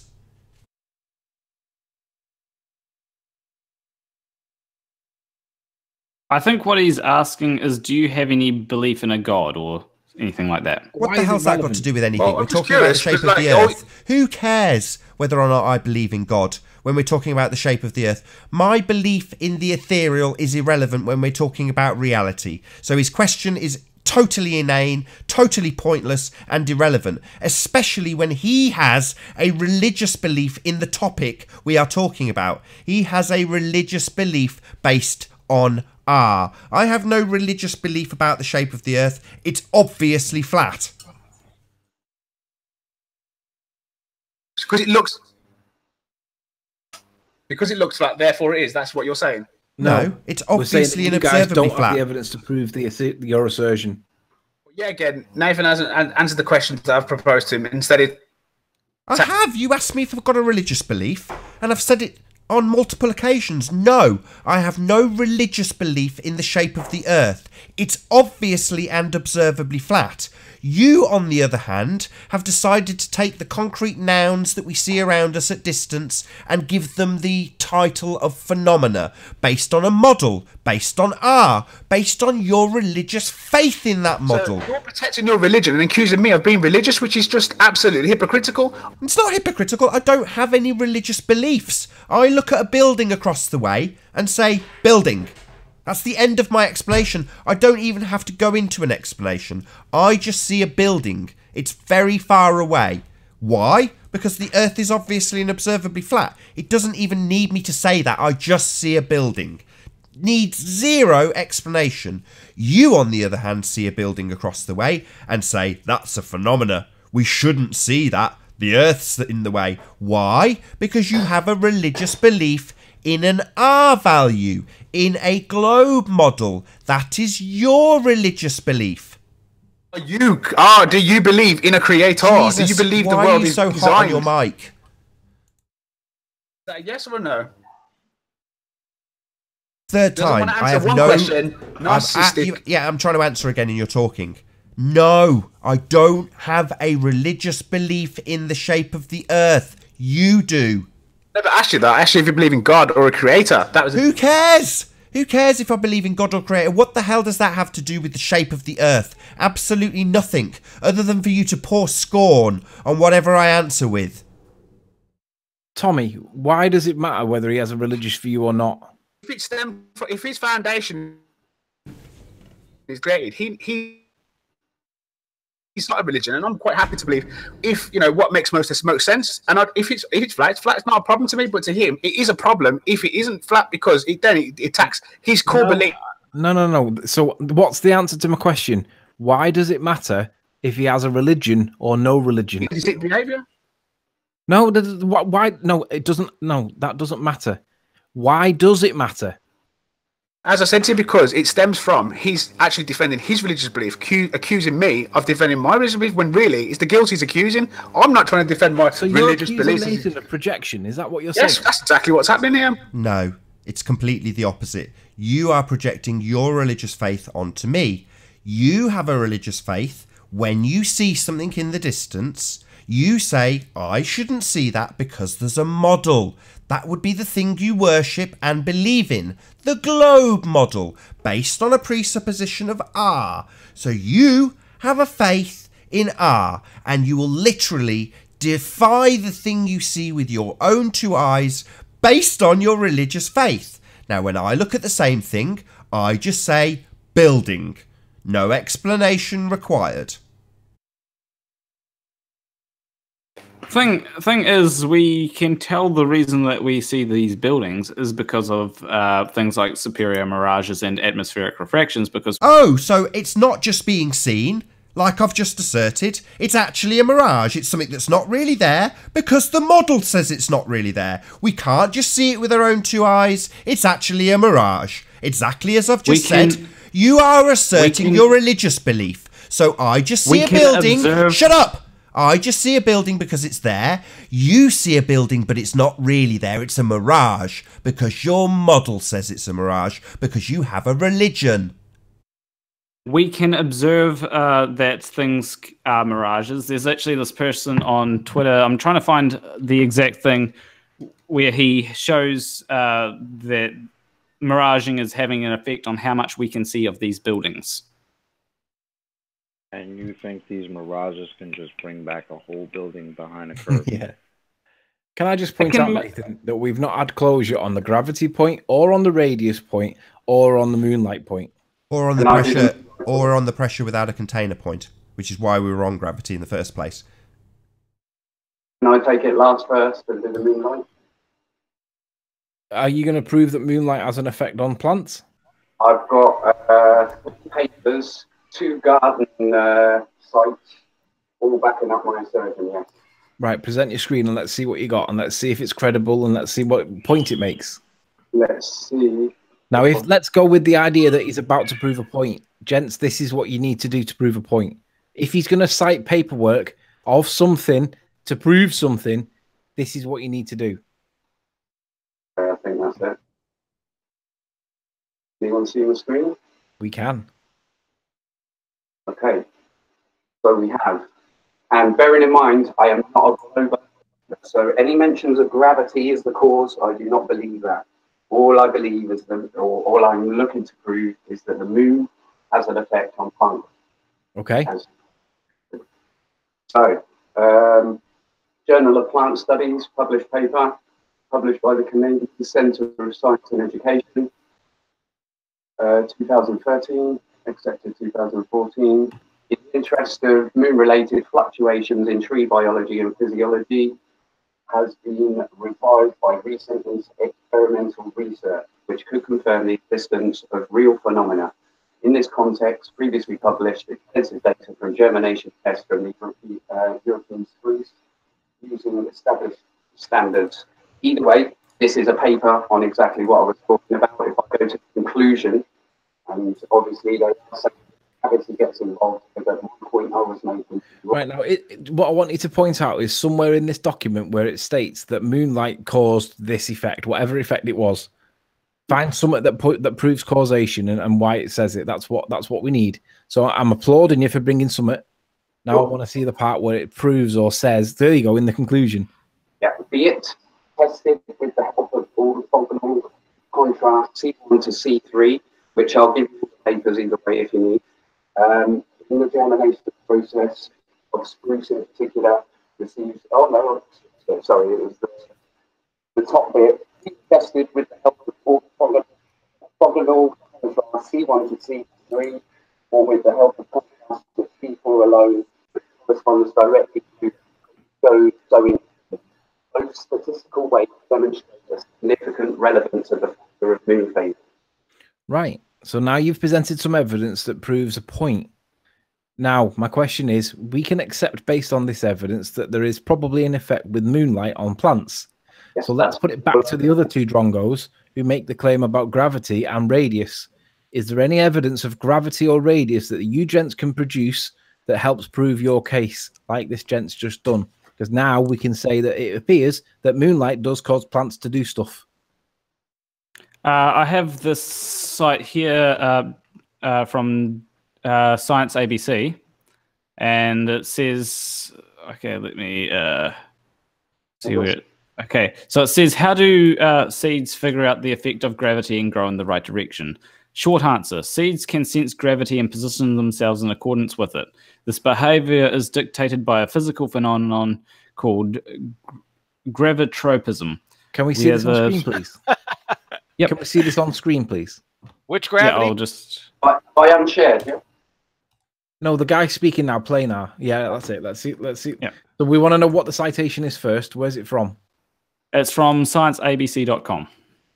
And who's written this article? Just scroll back up to the top. Hashish. I'm not sure if that's. You see, you're going to cite an article from Hashish. Okay, so come on then. Let's see the point where it makes. So it says roots grow in accordance. Yeah, roots grow in the direction of the gravitational pull, whereas stems grow in the opposite direction. And it says, let's start with the basics. What is gravitropism?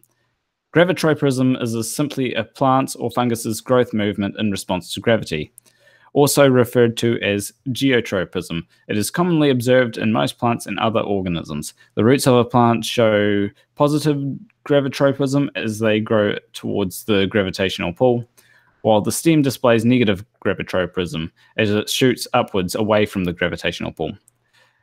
Given that's amazing. That's amazing. Okay, what's the? Yeah, it is a lovely story. Okay, what was the natural phenomena observed, please?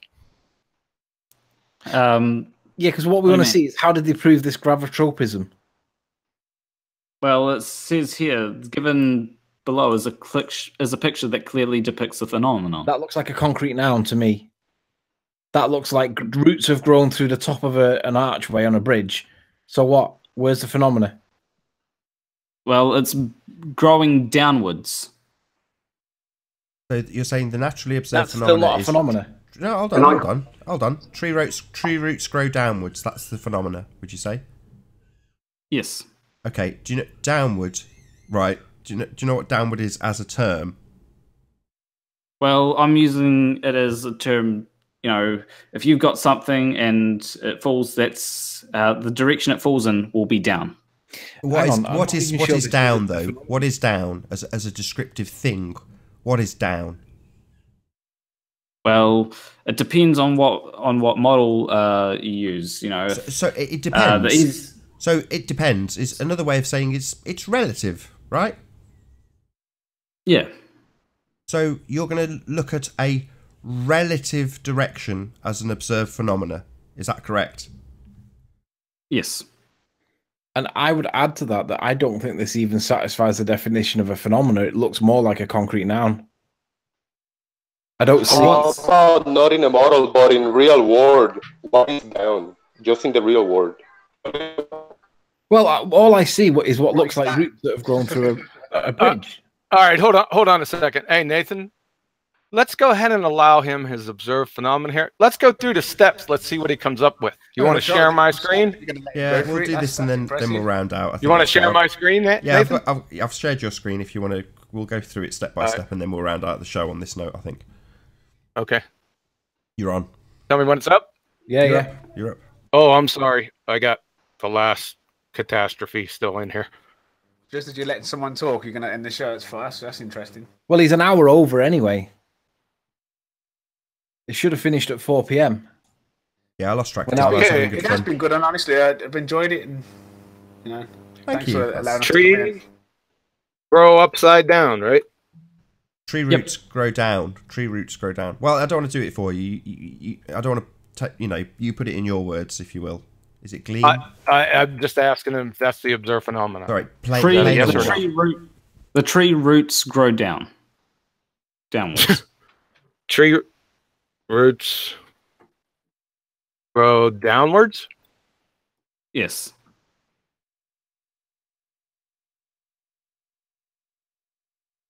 Sorry, it's a little slow. Yeah, punk. Okay, what's the hypothesis? Well, the hypothesis is that it's due to gravitropism. So it's being affected by gravity, and so the plants detect the gravity and then grow in accordance to it. Tree roots grow downward due to gravitropism. Is that what you said? Yeah. Okay, what's your independent variable? The independent variable would be it's a good question. Let me have a look at. So Okay, here we go. Thomas Andrew Knight demonstrated gravitropism with an interesting experiment. It says here, plants have been growing the same way since the dawn of civilization, and man has always been intrigued by their behavior. Around 2 centuries ago, a botanist and horticulturist named Thomas Andrew Knight proved gravitropism with a rather fascinating experiment. He said, if you have ever taken a ride in a spinning teacup in an amusement park, you know all too well that you get pushed away from the center of the spinning object. Can we have the independent variable, please? I'm just trying to... It comes from within this. I'll give you a clue. Okay. It says here that it turned out that plants responded to gravity pretty much the same way that humans do. It was... I think I didn't... I don't can think I do it? Gravitropism. Wait a second. Wait a second. I don't think you understand what I just said. Your independent variable is within this statement. Yeah. Which is it? Tree, roots, grow, downward, due to gravitropism. Which one? It would be gravitropism. Excellent. Because we worked out how to manipulate it. Excellent.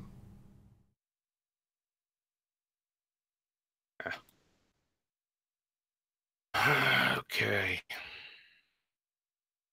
So gravitropism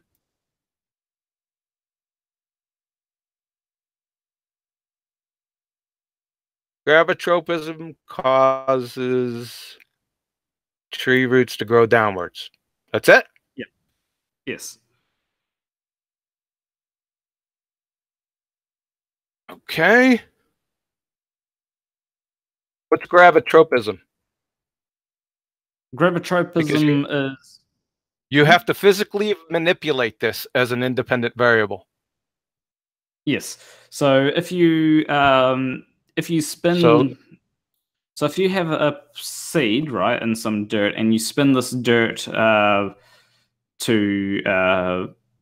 you have it spinning, it detects... What it thinks is it thinks that the gravity is now in the... towards the outside of the spinning object. Yeah, I'm not talking about that. I'm saying, how can you physically manipulate gravitropism? What is gravitropism? Is it physical? Does it have chemical formula, structure, charge, mass, momentum, or spin? Or millielectron volts, kcals, or kilojoules? I don't know what the unit for gravitropism is, but it says in this thing that if you put a seed in dirt, right, and you spin and you have it in this, just say you have it in a bucket, right, and you've got this bucket spinning, and it's near the outside of the bucket, the roots will grow towards the outside of the bucket, whereas the stem will grow towards the inside of the bucket. That is how we manipulate gravitropism, because it thinks... That's manipulating gravitropism. That's spinning. That's identifying it. How are you going to manipulate it? Well, we're manipulating the gravitropism in the plant by spinning it. Well, no, that would You're be spinning. No, you're applying a centrifugal force. That's Wait a second. He's spinning the gravitropism. What is gravitropism? It's the thing in the plant which allows it to detect which way gravity is. Okay, do you have a picture of it? It has to be something the researcher physically manipulates. So what is it? Do you got a picture of it? Okay. Instead of saying that the cause is gravitropism, let's say that the cause is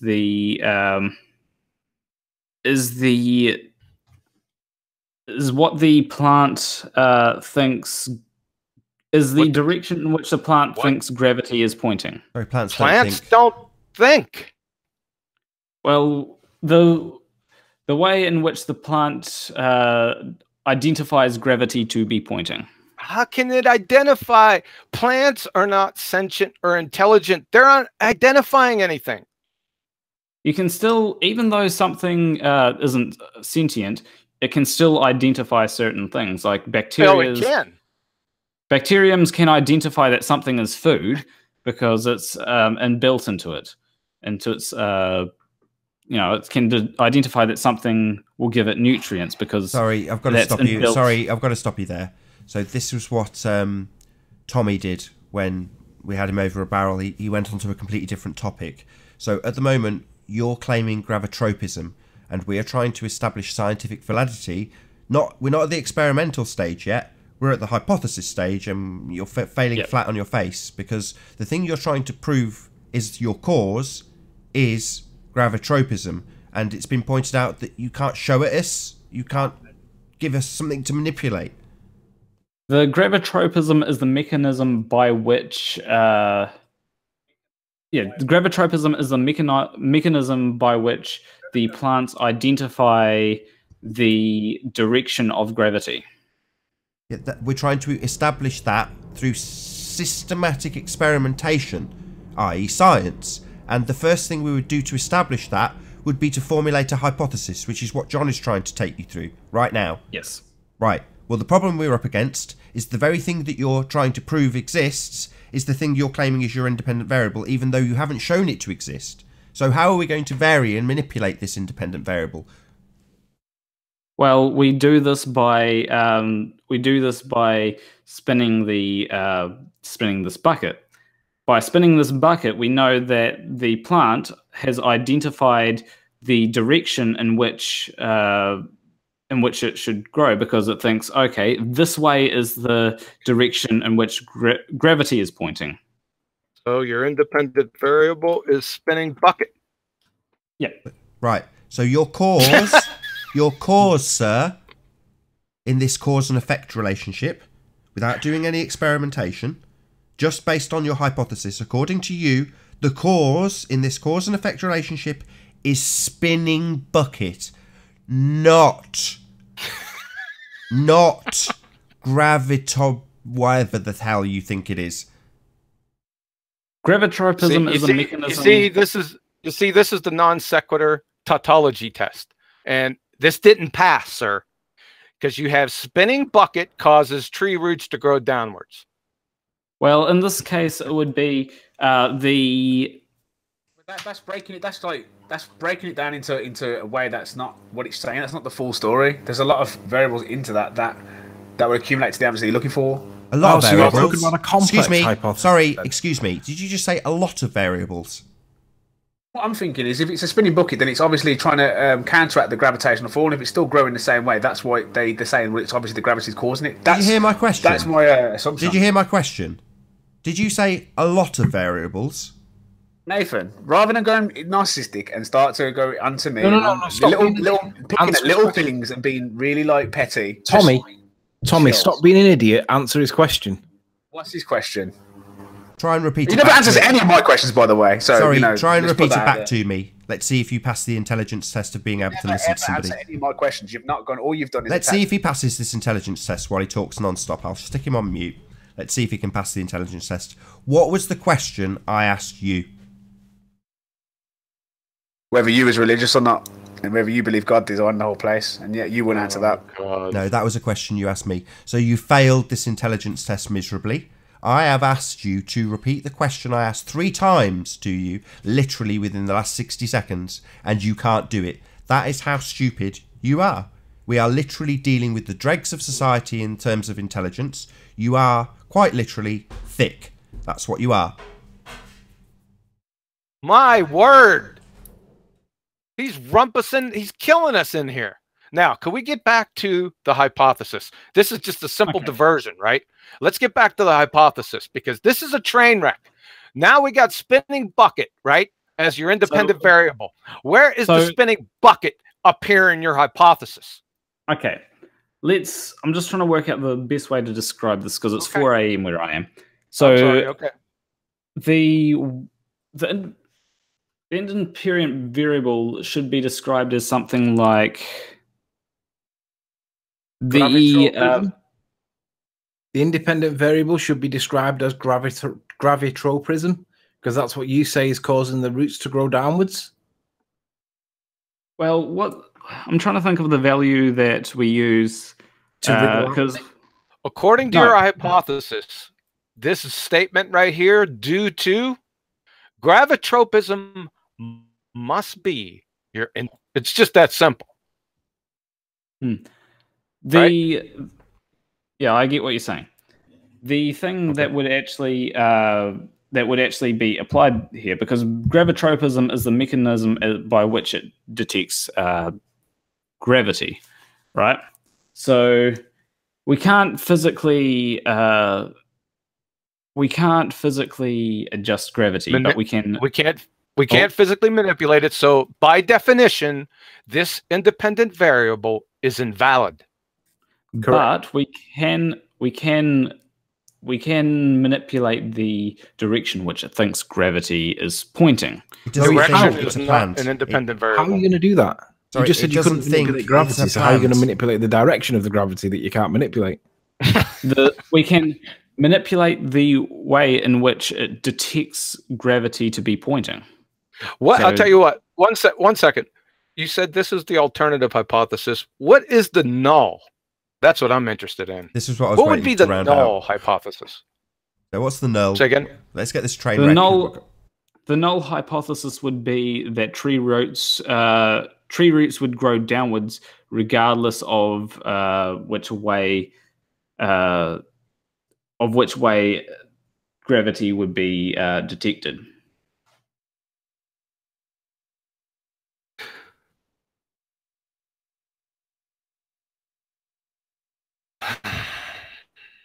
Not exactly a mirror, is it? It's not a mirror. I'm trying to. Tree roots do not grow downward due to gravitropism. Due to spinning bucket. Due to spinning bucket. Let's get it right. No, but it's no. Tree roots will not grow down. Yep, that's right. Anthony's correct. But he's been paying attention. Well, the null hypothesis would be that tree roots would grow downwards regardless. No, it wouldn't. No. It's the opposite. So you're saying the null downwards the null is the null is will or will. I don't get what you're like. Why is it would not? I'm just trying to explain that it would. If the null hypothesis would be that tree roots would grow downwards regardless of the way that it detects gravity. Oh, right. Well, how are you going to manipulate that? Well, you manipulate it by a spinning bucket. No. How are you going to manipulate the gravity? The thing you're claiming is the cause is the thing you vary and manipulate to show that it's the cause through experimentation. Now you're saying the cause, we'll forget that, and we'll introduce this new thing, spinning bucket. Right? So the cause is not actually gravity itself. It's excellent. That's the statement I will end on. Thank you very much. The cause is not gravity itself. Beautiful. With that, I will say, first and foremost, a huge, massive, enormous thank you to all of the debating panel for making this debate possible. And, of course, a massive thank you to all of the live audience for tuning in and hopefully sharing this debate. If you hated the show, then you know exactly what to do. But if you liked it, maybe consider sharing it with a friend or subscribing if you've not done so already. I've been Nathan Oakley, and I'll see you all in the next video. Oh, what a day! What a lovely day!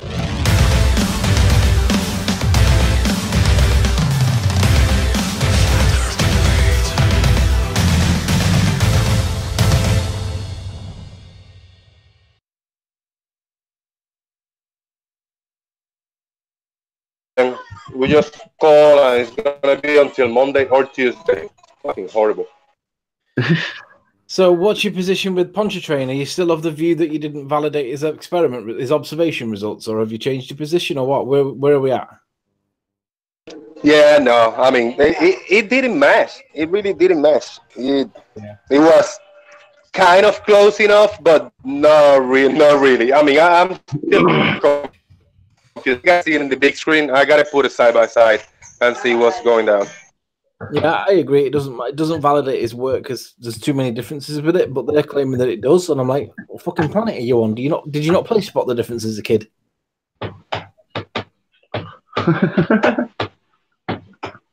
Right, gents, I'm going to leave you guys. I'll go for a bath. Have fun, Ostrich. Catch you later. Thank you all. I'm out. Cheers. Yeah, thank you, gentlemen. Much obliged. Really appreciate it. Some research.